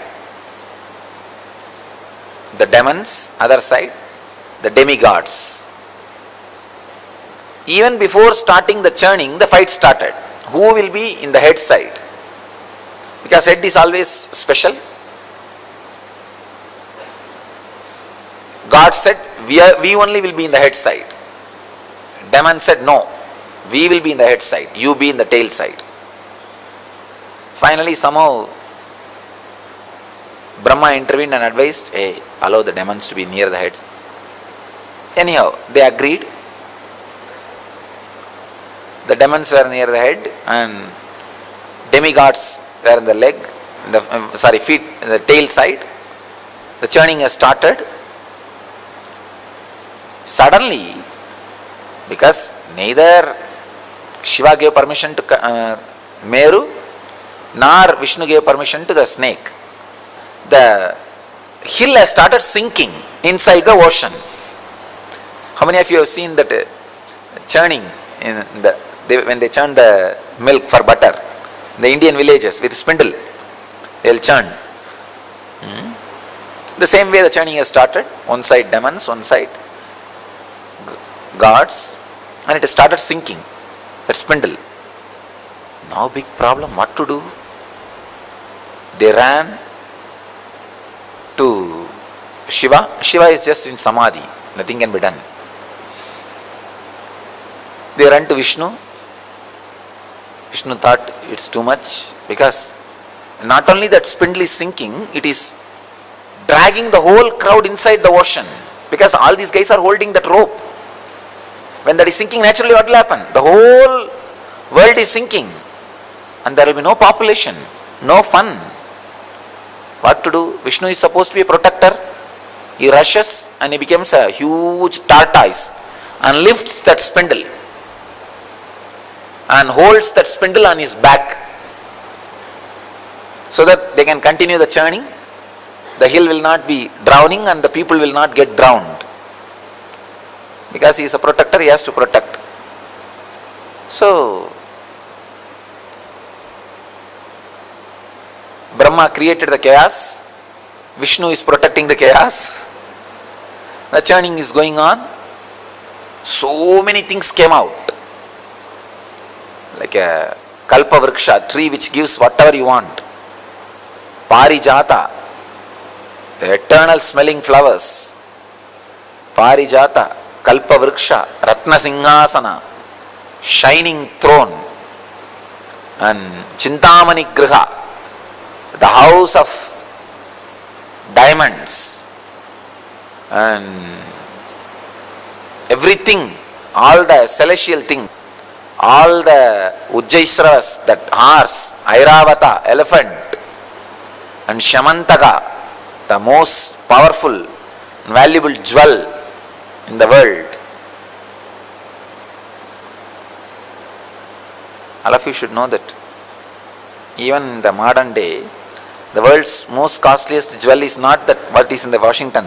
How many of you have seen that diamond? In the Washington there is one diamond.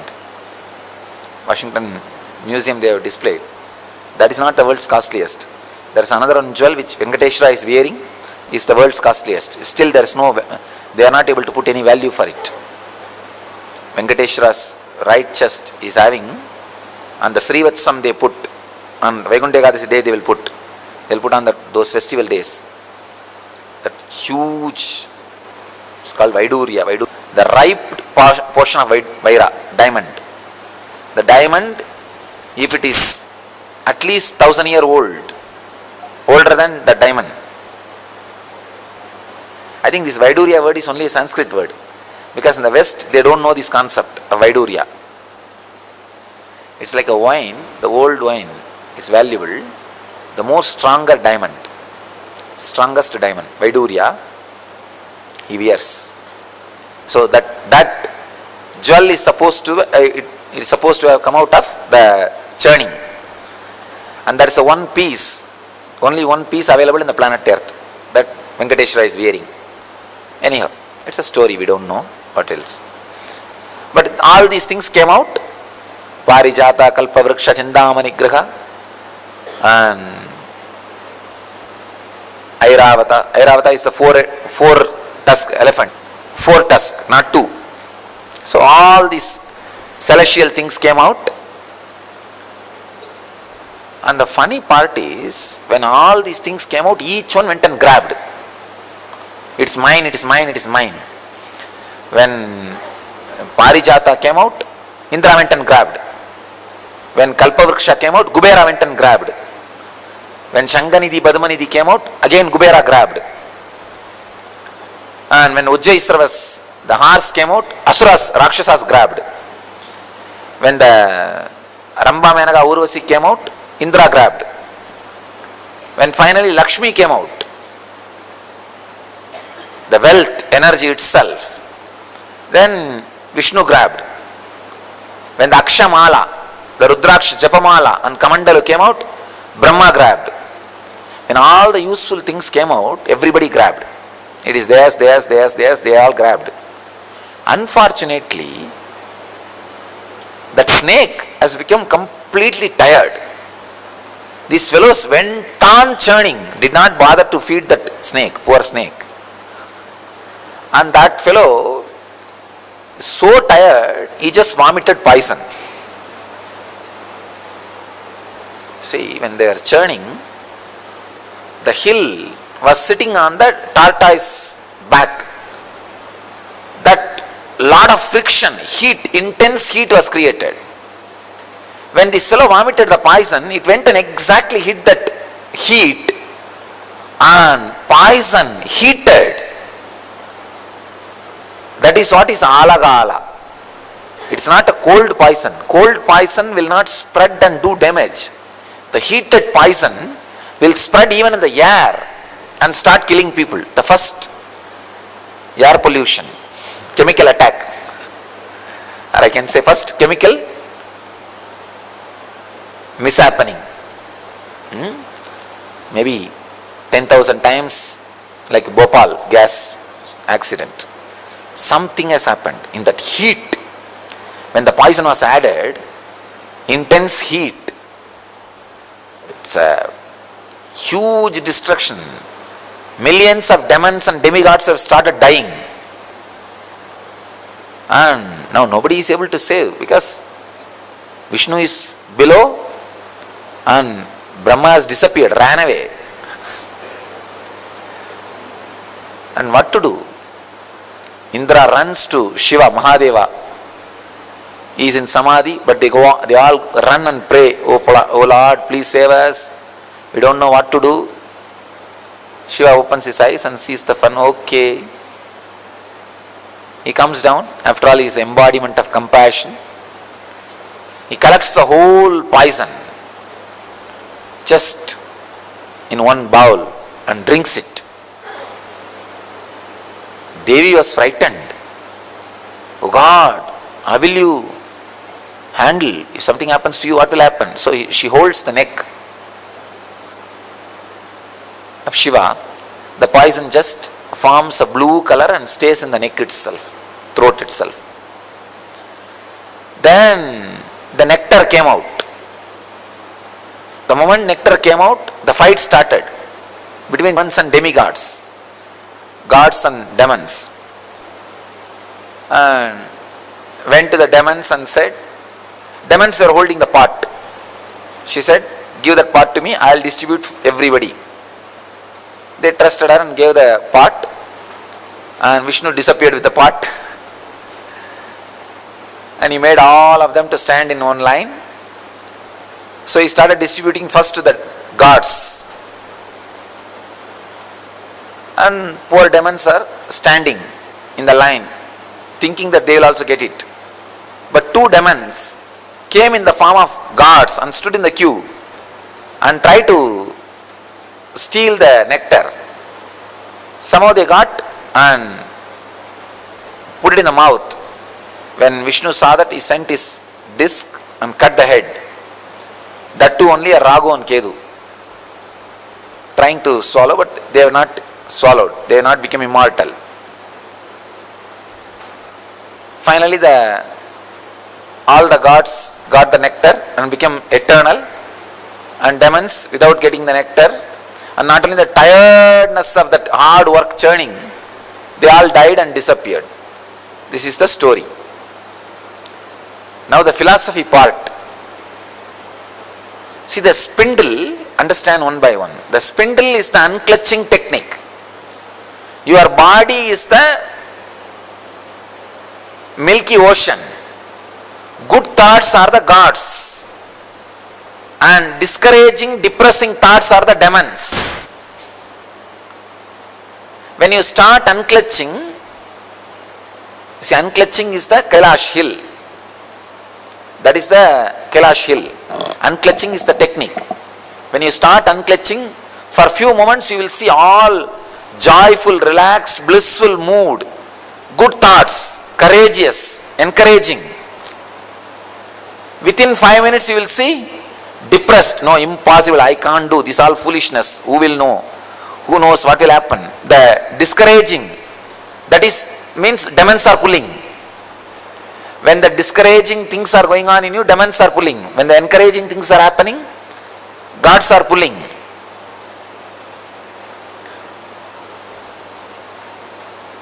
The tortoise below, holding without the spindle sinking, is the encouragement which you get from master. Come on, do it. Don't allow sinking. Don't allow. Continue, continue, continue. That is the tortoise holding. And all the auspicious things comes out of that ocean. Like Kalpavriksha, or gems, jewels, wealth. These are the extraordinary powers you get. Extraordinary powers you accumulate during the unclutching process. Now you will see. You will suddenly have the intelligence to find out what is going to happen tomorrow, day after tomorrow. And telepathy moods will come. Intuition will be awakened. Levitation happening. Different siddhis will start happening. These are the extraordinary powers, things coming out of the churning. But be very clear, don't be stuck with it. Don't be stuck with it. They will all come and don't bother about it. Don't bother much about it. You will have wealth. Whole life is this churning only. And the way many things comes out. So many things comes out. Your body will become so alive, ecstatic. These are all different products coming out during the churning. Then finally, the heavy, unbearable, dead-end depression. That is what is alagala visha, alagala poison. Deep hatred towards everything, including master. Unable to trust anything. Every seeker will go through this mood at some point. At some point, every seeker will go through. That is the alahala poison. At that moment, you should have the intelligence to run to Shiva, Guru.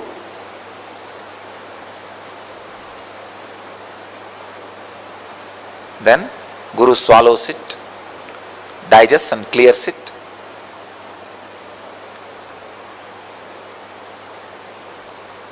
After that, when the churning happens, only then the nectar comes out, enlightenment. Even when the enlightenment comes, some of the demonic thoughts will try to become immortal in you. But protector, Vishnu will take care. The Guru's grace is Vishnu. Guru is Shiva, Guru's grace is Vishnu. He will take care that demons don't become immortal. So all the good sacred sentiments you had will drink the nectar and become immortal. And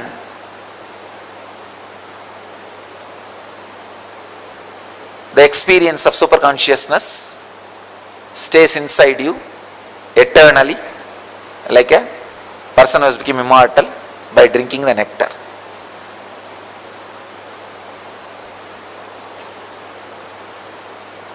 Now we will start the churning. Literally we will start. You will see.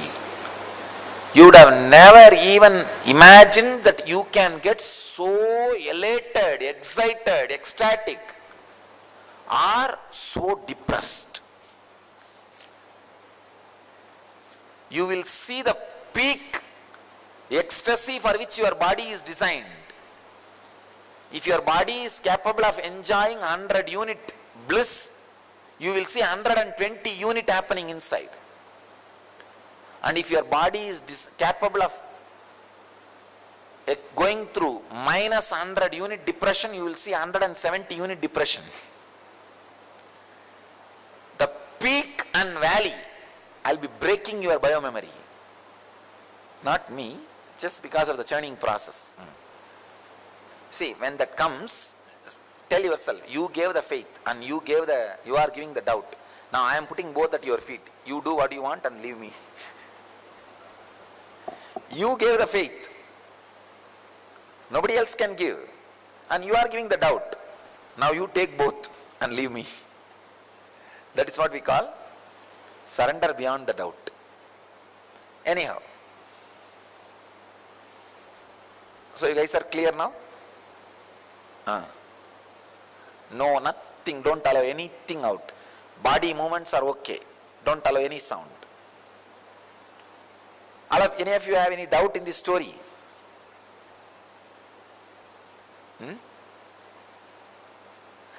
The mind, I can say thought flow. See, the spindle is the unclutching technique. The mind which moves this side and that side. See, the demons are bad thoughts. The demigods are good thoughts. But between good thoughts and bad thoughts, there is some connection. That connection is the snake. So now, I am initiating you into this process of churning. Means you put your awareness only on unclutching. But I will be boiling your whole muscle memory, all kinds of weird insecurities, reasonless insecurity. Actually, you know you have enough money to run your life. You have all basic things. Suddenly you will have insecurity. If my wife runs away, what will I do? Who will take care of the kids? Weekends will be very difficult. My washing machine may not work. Who will do my laundry? Oh God, if she complains against me, the police, what will happen? And finally you will wake up and realize you never got married. No, really? Now that kind of insecurity only will be coming out now. Not logical. Just foolish, illogical. Why it comes, you don't know. Why it goes, you don't know. See, it's like you have 3 types of karmas. See, all the karmas you accumulated in all the births is called sanjita. The bank balance, like a reserve bank. The money which you brought to spend in this life is prarabdha. After coming here, what you accumulated is agamya. Money which you brought for this bank, this life spending is brought karma. Money you try to accumulate, positive or negative, is accumulated karma. And your whole reserve bank reserve is sanjita karma. Now I am touching that whole reserve. I am not touching this too small part which you brought and which you are accumulating. That is too negligible. But unless I burn the reserve, your bio memory will not become pure. So it will be like a literally churning. That reserve needs to be exhausted, needs to be burnt. Any of you are having any phobias which you brought from past life, that will all be healed now. If you take a notebook and write any major phobias, reasonless fears you have, write down. I promise within 2 days it will disappear. It will not be there. Because now, especially the way in which the energization is happening, it will just be burnt out. Please understand. Now let me give the instruction. Listen, please listen. If you have the height phobia or claustrophobia, pen down clearly. The moment you remember that, you will have that fear. Pen down. After 2 days of this churning, just see. Read that, visualize that same thing, you will not have fear. All kinds of phobias. Not only that, anything you have brought from past life will disappear. 2-3 minutes, pen down. Just for your reference sake.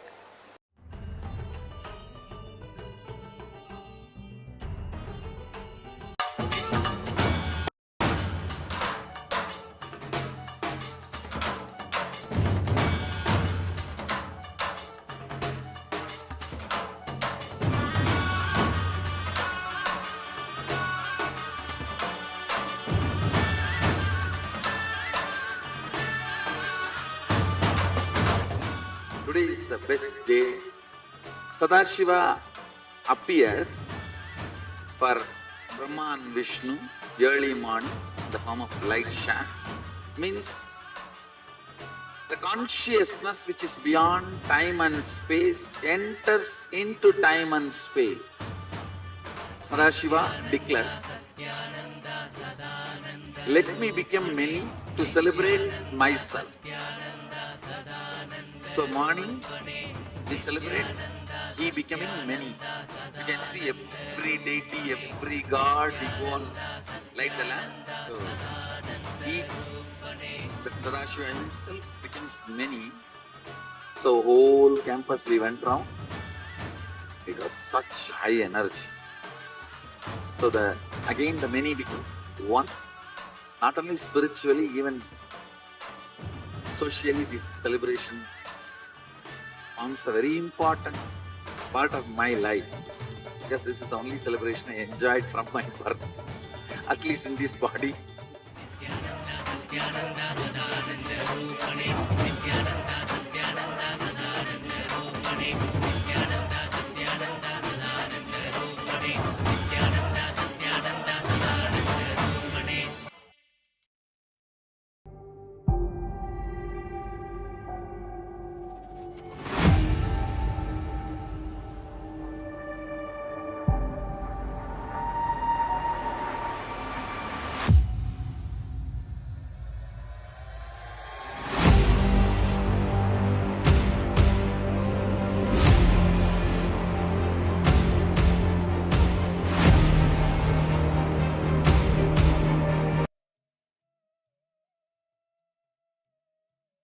Yes, Nithyananda, all of you. After this exclusive session for the Zoom participants, we had some issues, but now this anyway, this about to will be starting with the new session, which is on be spontaneous. And the promo that you saw, the video that we saw was for the Kumbh Mela to be a part of Paramashivoham. Every day before darshan, there's a segment for those people who are excited about the Kumbh Mela, those who are excited about being a Hindu, those who are excited about being the part of Paramashivoham, those who are excited about this whole mission and vision of Swamiji. They have the great opportunity to become a part of this Paramashivoham. Those who are interested, you can let us know. You can drop the message. We'll be giving you the further information. And also, the Kartikeya Deepam is coming up, where, as it was revealed, that Paramashiva decided to become many from one to celebrate himself. That is the Kartikeya Deepam. And in the evening, there is celebration of Bharani Deepam, where the Sadashiva from many becomes one. So let us know if you are interested in offering your gratitude to Paramashiva, to the lotus feet of Swamiji himself. Because Swamiji himself is an incarnation of Paramashiva who has happened on the planet Earth to give this super conscious breakthrough. And if you are here, it's not any accident. Swamiji himself has called you to get connected to him. And if you are getting connected to him, understand that it's your million lifetime of journey that you have asked for, that you have been seeking for. All right. So with this, let's move on to the next session. And the next session is going to be on be spontaneous. We heard from Astavakra Gita when Astavakra himself was spontaneous, especially when he went to King Janaka's court. Everything happened, but because of his spontaneity, he was not touched by any harm or any words that were uttered to him. So let's understand, as Swamiji reveals on being spontaneous, let's come to the space of listening and let's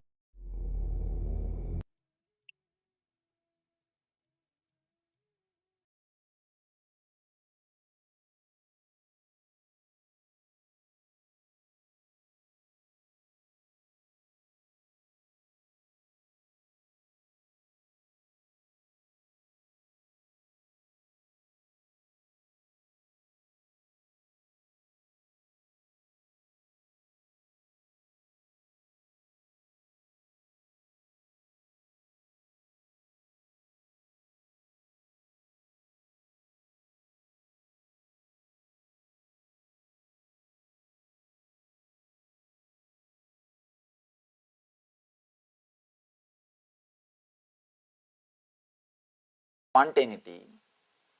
If you know the great epic Mahabharata, it is the history of India. If you read that book, you will be able to understand this story because this related to that book. In that book, there is a story, there is a scene. The Queen Draupadi will be disrobed, will be abused by villain's brother. Villain's brother is Dutsadana. We call it Dutsadana. His name is Dutsadana. He will be disrobing, abusing her in common palace, in the common darbar, in the court. He will be abusing her. She is a great devotee of Krishna. Krishna is incarnation of God. When she calls Krishna, when she was being abused, she calls Krishna, immediately Krishna appears and protects her, supplies cloth, abundant clothes. And this Dutsadana, the villain, was not able to remove all the clothes. He is completely tired, he drops dead. This is the story. According to story, the villain will be disrobing the queen. She will pray to God and God will appear in the scene and give her enough of clothes. He will be just pulling, the cloth will be coming, and it is just like a hill made out of clothes. So much of clothes will come out of her body. Then this fellow automatically drops dead. This is the scene. In India, the beauty is every village will have the recitation of Mahabharata. Means reciting this story is a ritual done in every village. At least once a year, they will do this ritualistic recitation of this story. And no mic or anything, just they will get into the stage and start singing or shouting. It will be really fun to watch the whole thing. And usually the kids and the old ladies who don't have any other work, they will come and sit there. And they will chew the tobacco leaf and spit on somebody and spit the juice on somebody. You will have a little prasad and tirtha. And all these kids will do 1, 2, 3, everything there itself. Nothing can be done. And it will all be there. You will be sitting amidst of all these things and enjoying the drama. And it's like a village gathers together. And not only Mahabharata, all the village stories also will be told there. Each one will be talking to others about what happened to her and what happened to him, who ran away with whom, who is living with whom and who is doing what. The whole story they will share there only. It's like a common place, get together, where they will sit and speak all these things. And traditionally, women are not allowed to participate, women are not allowed to act in the drama. Female role also will be played by male only. Male only will play the female role also. Now you have to understand the whole scene, only then you can enjoy the spontaneity. Only then you can enjoy the spontaneity or the whole thing, how things happen. And there will not be much instruments or materials. If there will be only one stick with a big tin attached to it. If Saraswati holds that stick like that, you have to think it is a veena. If Hanuman holds like that, you have to think it is a Gadayuda. The same stick will become veena and Gadayuda. You can't do anything about it. And the same stick will be used for everything. Gadayuda means weapon, veena means musical instrument.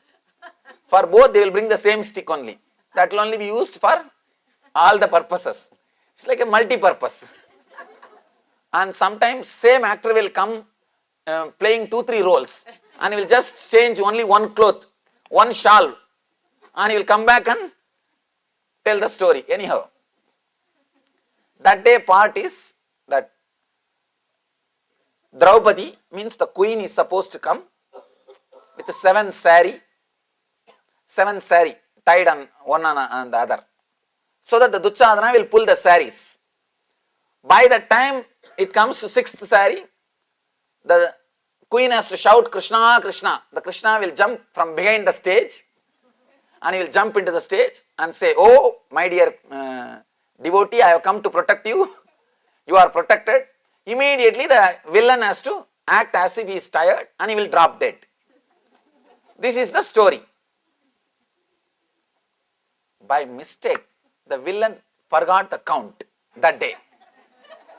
Instead of pulling only the sixth sari, till the sixth sari, he started pulling the seventh sari also. The queen is wearing 7 saris.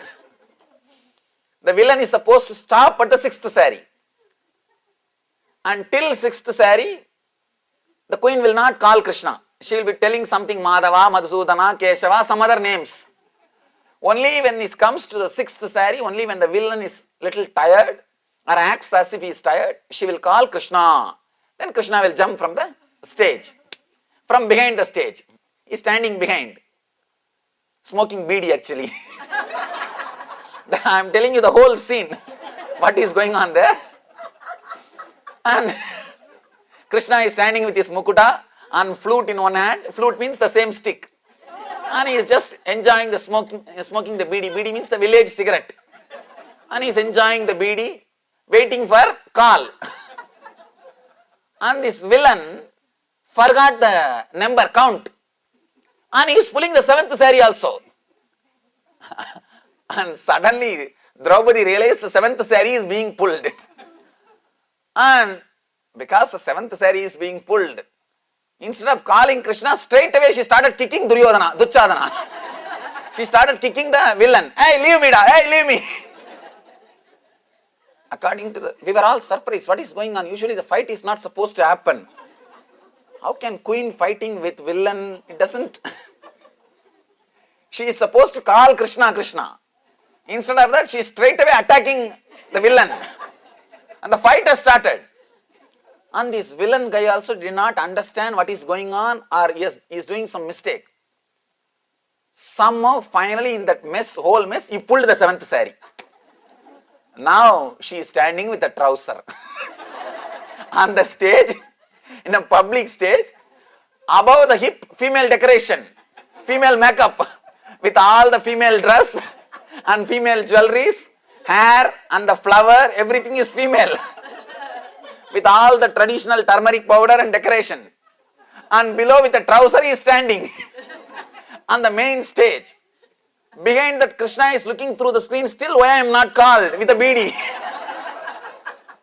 With the beedi he is standing and looking through the screen. Why still I am not called? What is going on there? What is going on? And the whole villagers are laughing. Because the whole thing is now messed up. She is supposed to be women. Actually, male only act the role of female also. Now he is standing half male and half female. And Duryodhana suddenly realized the mistake. Suddenly he realized the mistake. 7th sari has been pulled. Now he has to drop dead. He can't drop dead also unless Krishna comes. Unless Krishna comes, he can't drop dead. Now the whole scene is confusion. Now what to do? But the spontaneity of this Draupadi, suddenly she said, Krishna, just because you cannot come, you made me into male, you converted me into male and saved my shame. Saved my prestige. Oh Krishna, you are so powerful. Just because you could not appear on the stage in proper time, you are busy with your beedi. You made me male and saved my prestige. You see, the statement itself is not a big thing, but spontaneity. In that situation, if you get angry, you can't do anything. If you are taken away by shame, you can't do anything. You can't do anything. You can't do patch up. All you need is spontaneity. If you understand how these dramas are done in India, you will be able to enjoy. You will be able to, if you can remember the scenes, you will be able to enjoy. The whole thing, just by single statement, she has made the whole thing straight. And the whole villagers now started laughing at her statement. They forgot that there is some serious mistake done in the drama. The idea that there is something wrong happened in the drama has disappeared from everybody's mind. Now everybody is involved with only that fun. The whole atmosphere has changed just by one statement. This can happen only when you are spontaneous, not when you carry identity. When you carry identity or personality, you will only be fighting or trying to pick up that saree and tie yourself. And how will you cover? Because everything is open now. After that, what will you cover? And nothing can be done. The behind the Krishna is standing with the beady and slowly looking through that screen. And that smoke is also coming through that screen. Smoke is also coming through that screen. Only through spontaneity, this kind of situations can be handled. In life also, you can't live your life completely with your prepared dialogues. You can't live your whole life with your dialogues. Do not write the story before things happen. You always write your story before that itself and try to enact the story. If you don't write your story before entering into the situation, you always write the story. You will always write. You are ready with arguments, you are ready with words, you are ready with everything even before meeting your friend. Even with your friend, you are not spontaneous. You are prepared. Now you just go with your big sheet, big paper. You go with your big, huge storybook and you exactly enact. If one statement, if something goes wrong, the whole story is mess. You go with a prepared story. I tell you, if you live without prepared story, your life will become history. People who created history lived without story. Either you live with your stories and just reproduce the same stories, live and die, or you live spontaneously. When you don't write your story, others will write your story. It will become history. If you yourself constantly write your stories and enact according to that, you will be just a normal human being. You will be just normal human being. Somebody asked me, Swamiji, you are so young, already your biographies are published. More than 12 different languages. Now you have my biography. They asked me, how? This is what I told them. I never wrote my story before living. I just lived. When you just live, you do things which can never be done with a written history, with written stories. Be very clear. Whenever you prepare for future, you judge your capacity based on your past performance.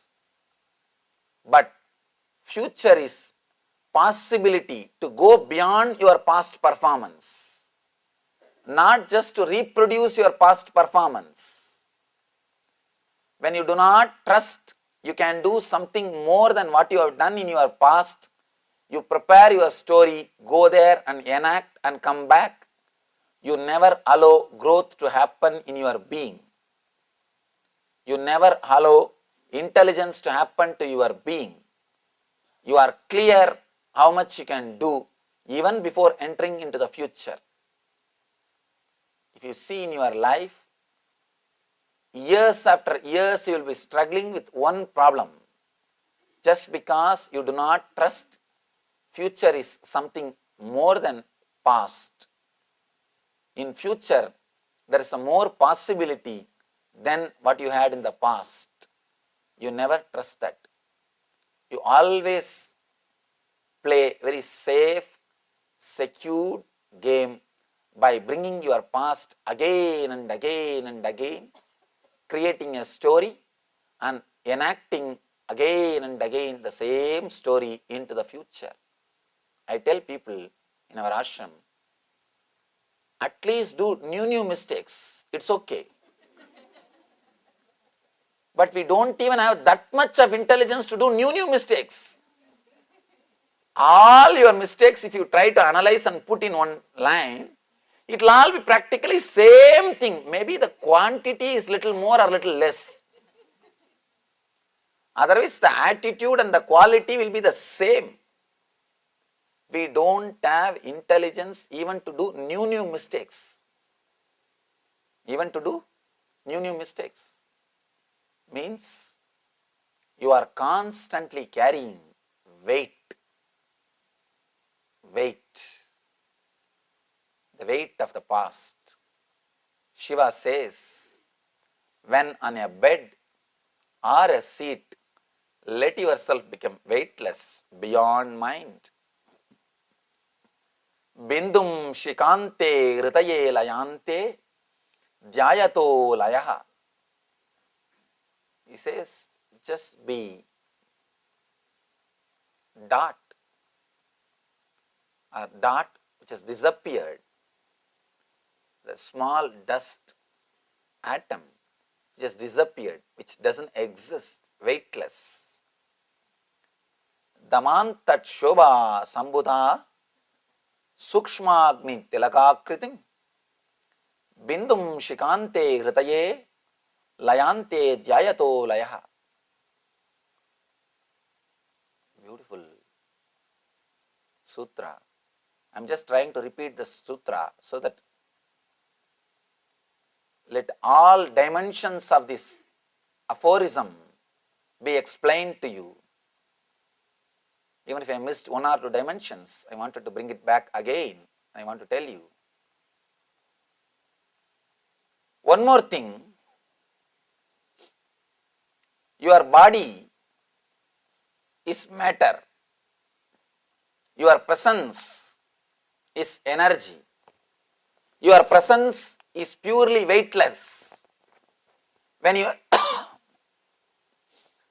presence leaves your body, the body becomes more heavy.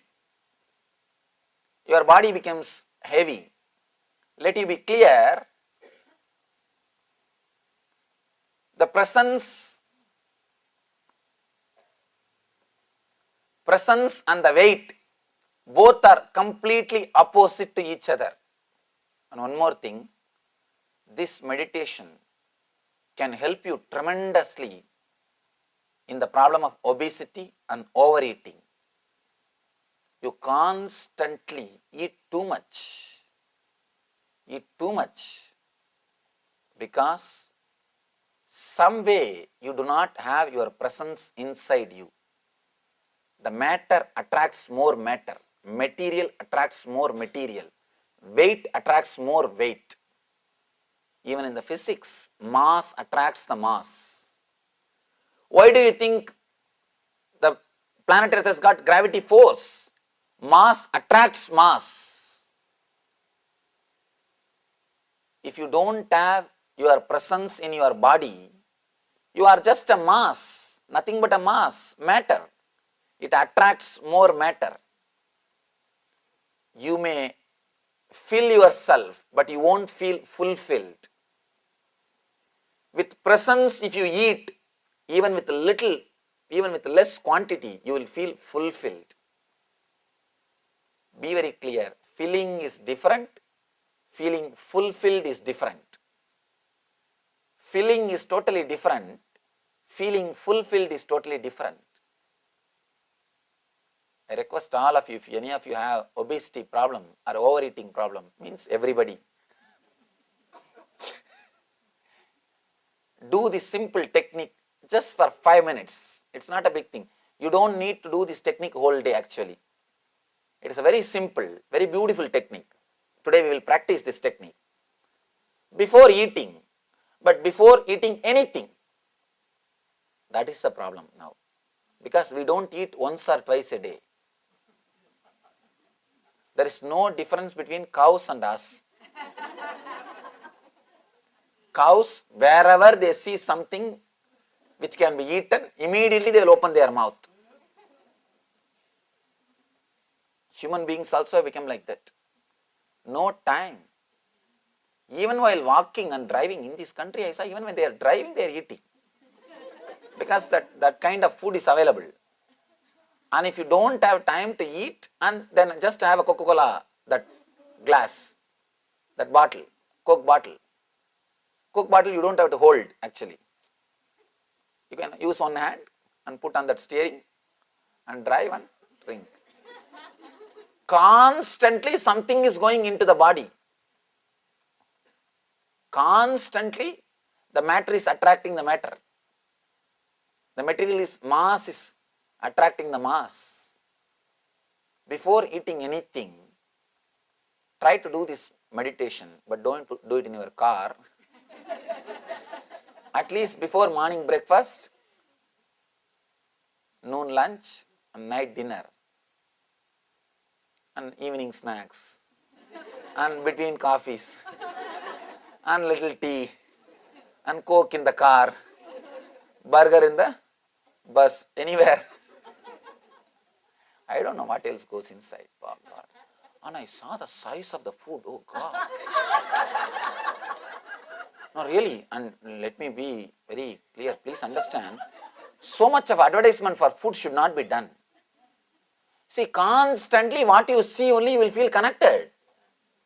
So much of advertisement for food should not be done. And you eating is somebody's business means naturally you will be made to eat. One guy goes to the psychiatrist and says, "Sir, I have too many problems." Immediately psychiatrist says, "Don't bother, everybody has got problem, even I have problem. Please sit, let's sort it out." This guy will sort it out. 3 sessions, I'll charge you $100. Let's start. This guy says, 3 sessions, $100 will solve your problems. But tell me something to solve my problem.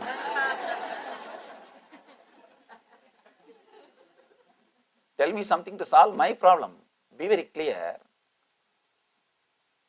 So much of advertisement for food, because you eating is somebody's business. It is dangerous. It is dangerous. Constantly, without even your knowledge, without even your consciousness, so much of advertisement for the food. You start meditating on food. Eating becomes a religion.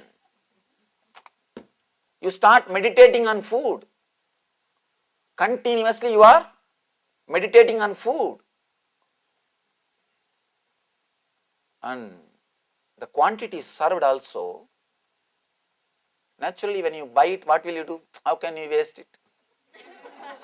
I tell you, if you throw the food in the dustbin, only food will be wasted. If you dump it in your stomach, the system also will be wasted. Never feel that you are wasting food.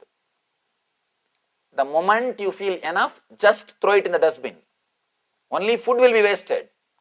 If you put it inside, system also will be wasted. Food you can buy. System you can't buy once more. You can't buy once more. At least before eating, just do this simple technique. Very simple but powerful technique. To connect yourself again with your weightlessness.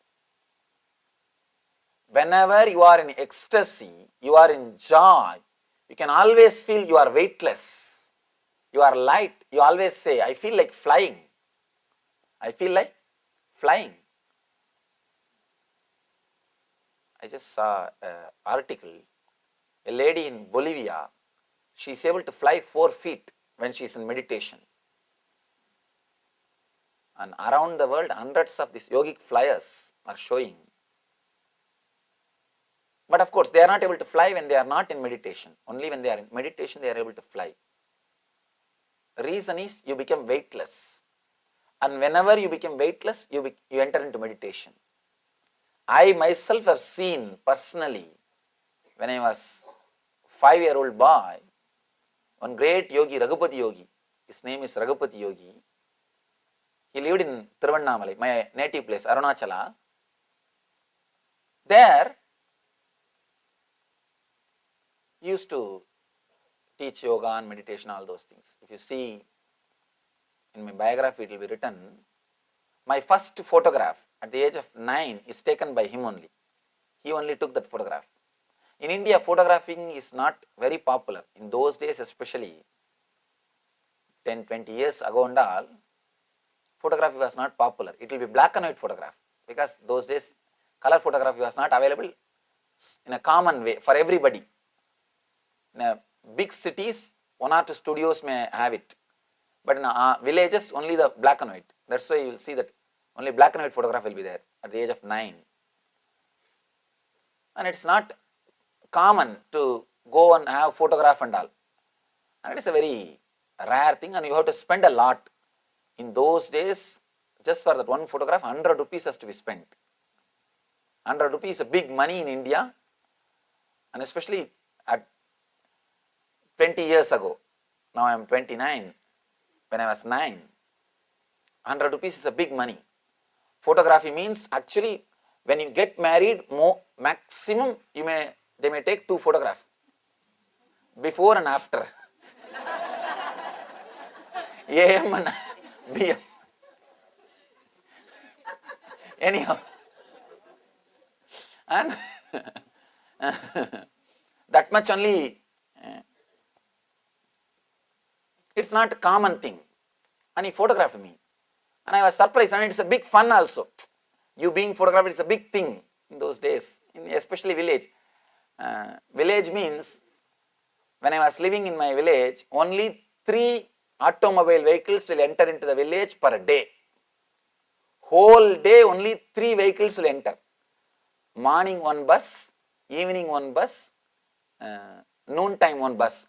If morning bus comes, we all know that we should go to the school, because the whole village is 4 street. We will run to the school. Noon time bus means we will come away from school. And usually people don't wear watches and all. Watch and clock, all those things are not common. And evening, noon time bus means we will come back from school. Evening bus means school is over. That's all we know. And the bus, that conductor also knows, when he enters the village, he has to honk, because the school teachers will know the time. That is the way schools will run. When he enters the village, he will be honking. And he has to honk because people will be playing in the road. You can't think it is a road and all. Kids will be playing in the road, and not only playing 1, 2, 3, everything will be in the road only. 1 or 2 or 3, everything will be in the road only. So he has to come, and that kind of village. And in that kind of village, photographing is too big thing. I asked him, why are you photographing? Why are you spending so much of money? 100 rupees is something like 2-3 months. A person, if he works, he will make that 100 rupees. 2-3 months. If he works, he will make that money. He told me, you don't know now the importance. The future will thank me just for this photograph. And he wrote that behind that photograph. Still that is there in the ashram. He wrote that in that photograph, future will thank me for this expenditure. And the whole future, the humanity will celebrate this photo. I know, that is why I am taking, I am spending. And this yogi used to fly. I have seen with my own eyes, he flying. When he sits in the meditation, and he will close his eyes, and like a iron rope, the copper wire, he will tie that copper wire in the anahata region, in the chest region, so that he can hold the breath, prana. He will tightly tie it. He will just take a deep breath and tie it. The moment he ties and relaxes, so much of air inside, just his body will start floating. It will levitate. Once he levitates, he will relax it. Means it's like a taking off. Then he will be there in the same space. Then after, he will remove that wire and he will be there in the same space. He will just be there. And he will just be there for hours together, like a floating in the water. He will be floating on the air. And he will tell all the small kids to go under him and come out to see whether anything is there. and we'll go below him and under him and come out to see anything is there or not. And naturally, you will be shocked when you see somebody floating. It is based on this technique. It is based on this technique. When you enter into meditative state, you become weightless. When you are weightless, you enter into the meditative state. You enter into the meditative state. When you master this technique, you can start floating. Forget about floating or walking on the air. Do this meditation, at least you will walk on the planet Earth properly. We don't have to bother about floating in the air. Let's learn at least how to walk on the planet Earth properly. How to walk on the earth in a peaceful, blissful way. For that itself, this meditation can help us. You don't have to constantly think, when will I start flying, when will I start flying? There is no need. At least learn how to walk beautifully on the planet Earth. Shiva says, just become weightless and go beyond mind. All your weight is nothing but not being aware, whether it is physical heaviness or mental heaviness. Be very clear. There are two kinds of heaviness. Physical heaviness is sickness, feeling heavy, painful, strong, irritation all over the body. This is a physical heaviness. Mental heaviness.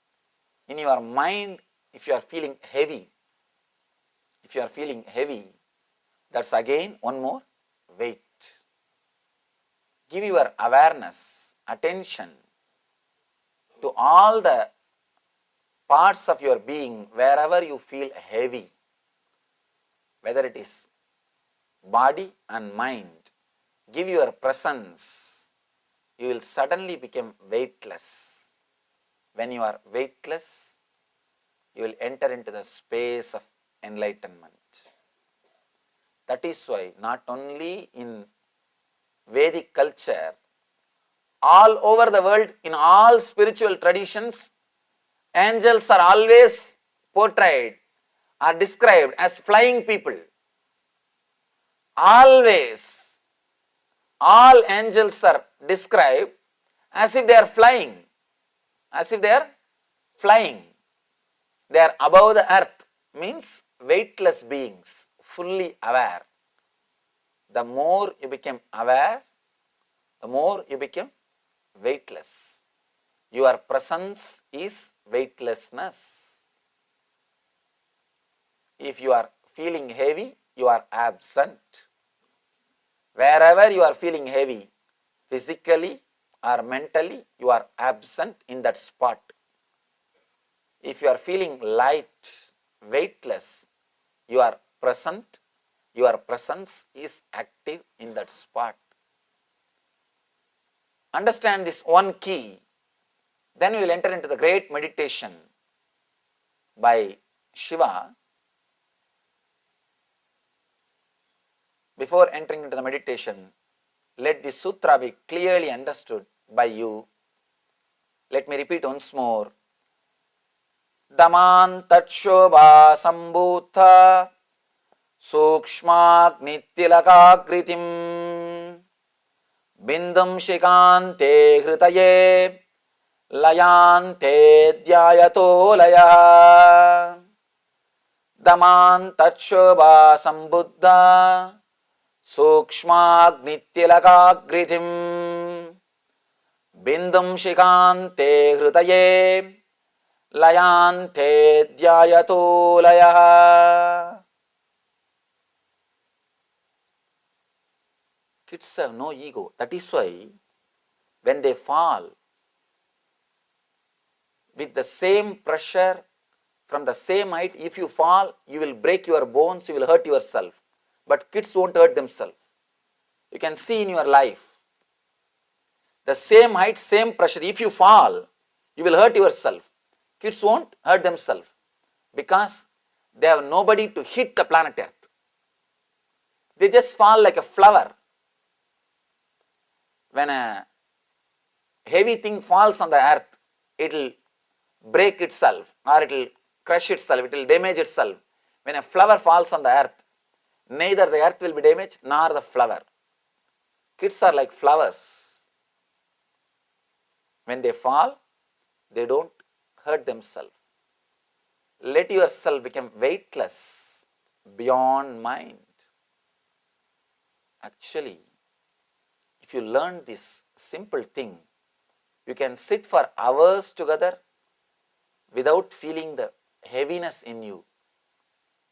Sometimes you may not physically feel, you will start mentally feeling the irritation. Without feeling the both, you will be able to sit forever, for a quite long time. You will be just weightless even after your fights. Even after your arguments, you will be just weightless. You will have so much of energy, you will be just weightless. Now, it's a beautiful sutra. But even now I don't feel I have given the complete truth explained by the sutra, because it has got so many different meanings. Wish I could speak in Sanskrit, or wish you could understand in Sanskrit. But it is not possible. The language is not used by common man, because the language is too poetic. He says, Layante dhyayato layaha. The way in which this grammar is, these words are created, it says, when you become weightless, you go beyond mind. When you go beyond mind, you become weightless. Weightlessness is the path and the goal for going beyond the mind. So many meanings can be derived, just this one line, Layante dhyayato layaha.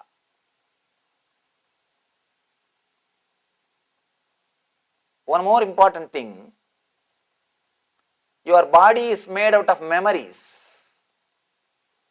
If you are emotionally attached to some memory, if you are connected to some memory, if you are caught by some memory, that part of your body will feel heavy. Your body related to that memory, or that memory, the part of your body which is directly connected to that memory will start feeling the heaviness. You sit in your office and just remember your boss without doing any work also, you will have shoulder pain. Just for 10 minutes, can't meditate on him. You will have shoulder pain. Because the memories related to stress are awakened. Those memories are directly connected to shoulder. You will have shoulder pain. You will have shoulder pain. Constantly, when you attach yourself to some emotionally when you attach yourself to some memory, the part of the body which is related to that memory will start having pain, will start feeling heavy, will start feeling the weight. Now Shiva says how to become weightless and how to enter into the space beyond mind, beyond memories. It's not that you will lose your memory, you will not have emotional attachment to it, you will be able to handle it in a much better way. Now, let you have a small break.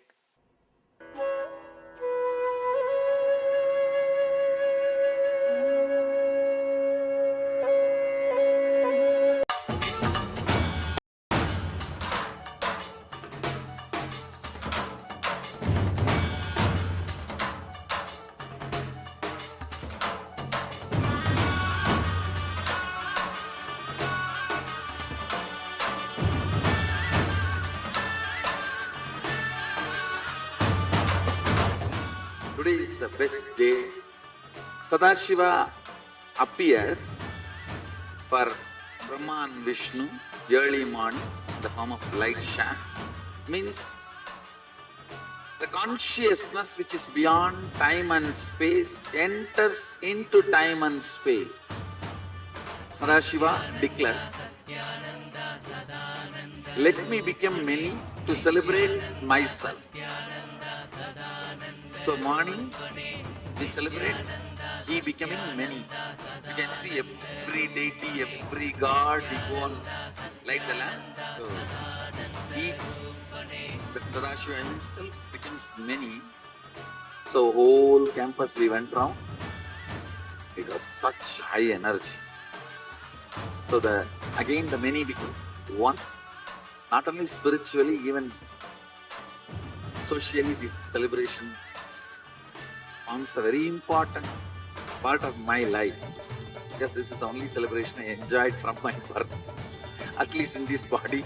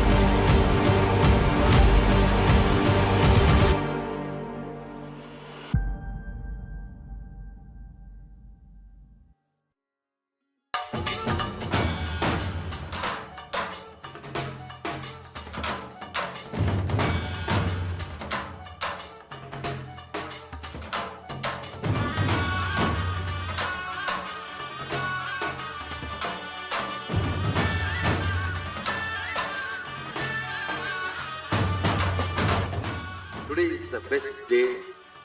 Sadashiva appears for Brahma and Vishnu early morning in the form of light shaft. Means the consciousness which is beyond time and space enters into time and space. Sadashiva declares, let me become many to celebrate myself. So morning we celebrate he becoming many. You can see every deity, every god, we go on light the lamp. So each, the Sadashiva himself becomes many. So whole campus we went round. It was such high energy. So again the many becomes one. Not only spiritually, even socially, this celebration forms a very important part of my life. Because this is the only celebration I enjoyed from my birth, at least in this body.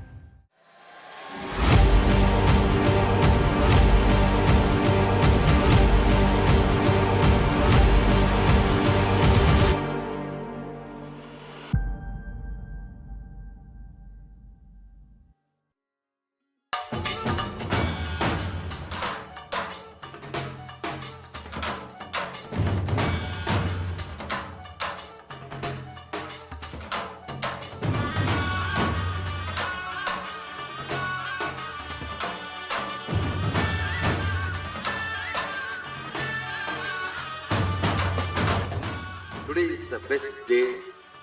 Sadashiva appears for Brahma and Vishnu early morning in the form of light shaft.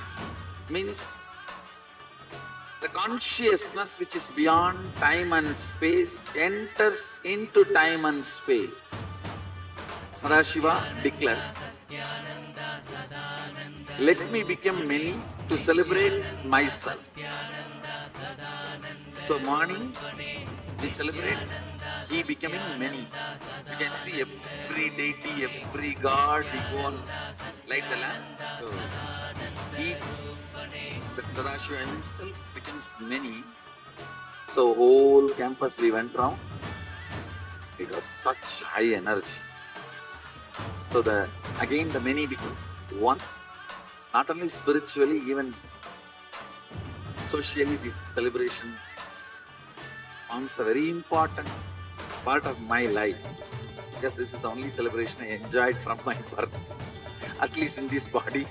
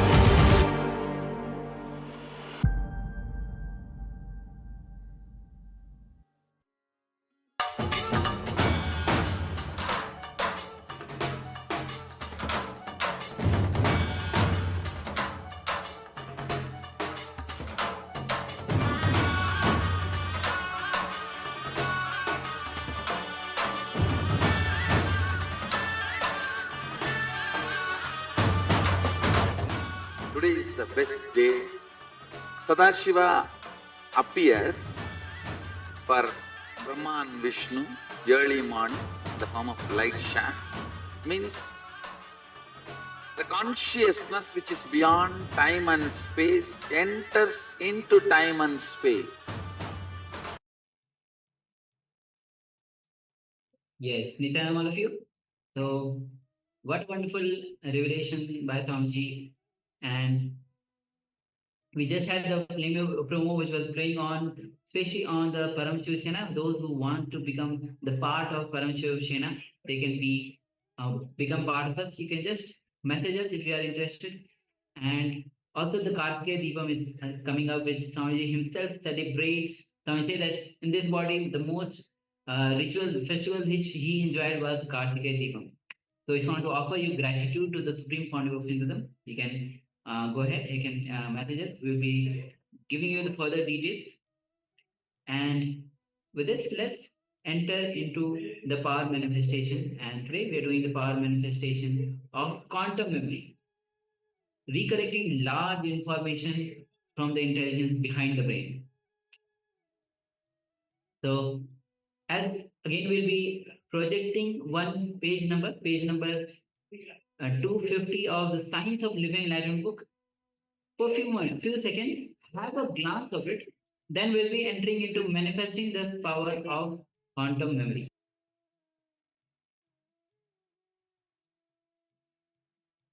Yes.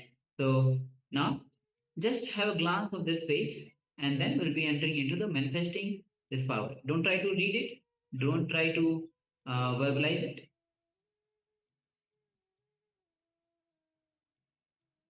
That's all. Yes. So now?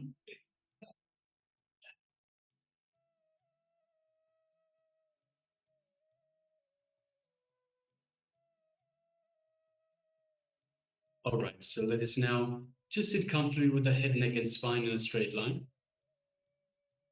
And let us unclutch. So now that we've had a glimpse of this page, or just a glance of this page. And again, it's important that you don't try to read. If you try to read, you will use your mind, and the mind has no place in this power manifestation. So let us just unclutch from the mind, unclutch from any disturbance, internal, external. Let us just unclutch. Just become a witness to anything, any thought, worry, fear, anxiety, anything that comes up. Just unclutch, become a witness, and watch it go back down. Again and again, let us unclutch and unclutch again and again until we come to a space of restful awareness. Restful awareness in the present moment. Let us now move our awareness to our inner space, the Ananda Gandha, which is situated just below the heart center. And let us visualize Swamiji in our inner space. It's just you and Swamiji in your inner space. Just connect to Swamiji in there and feel that energy, Swamiji's energy radiating and flowing throughout your entire body, from head to toe, reaching out to every cell in your body. Every cell feeling rejuvenated and awakened by this super conscious energy that Swamiji is radiating in your inner space. Just take a moment and enjoy this space of oneness with Swamiji in your inner space. Once again, it's just you and Swamiji. This is your alone time with Swamiji. Enjoy this space of oneness. Now let us move our gaze just gently to the third eye. And through our third eye, let us look into Swamiji's third eye. And as we do so, we feel an energetic connection to Swamiji's third eye. Just take a moment to feel that energy in your third eye.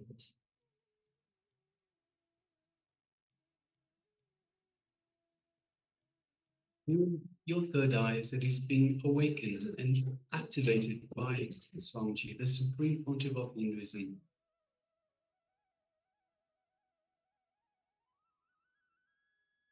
Now let us connect further to Swamiji by chanting the Mahavakya, the cosmic code word that Swamiji has given us. Om Nithyananda Paramashivoham. Om Nithyananda Paramashivoham. Om Nithyananda Paramashivoham. Yes, continue chanting the Mahavakya. And through this connection to Swamiji, just put the page that we displayed, that you had a glimpse of, just put that in the third eye, as you are connected to Swamiji's third eye. And ask Swamiji to give you the information, to download the information from the cosmic archives and present it to you in a way that you can understand. So let us now go ahead and manifest this power of quantum memory. Now, let's begin.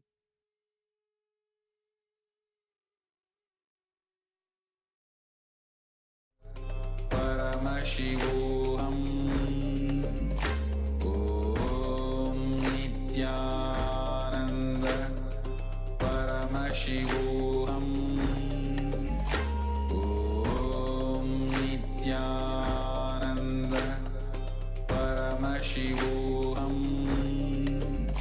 Om Nithyananda Paramashivoham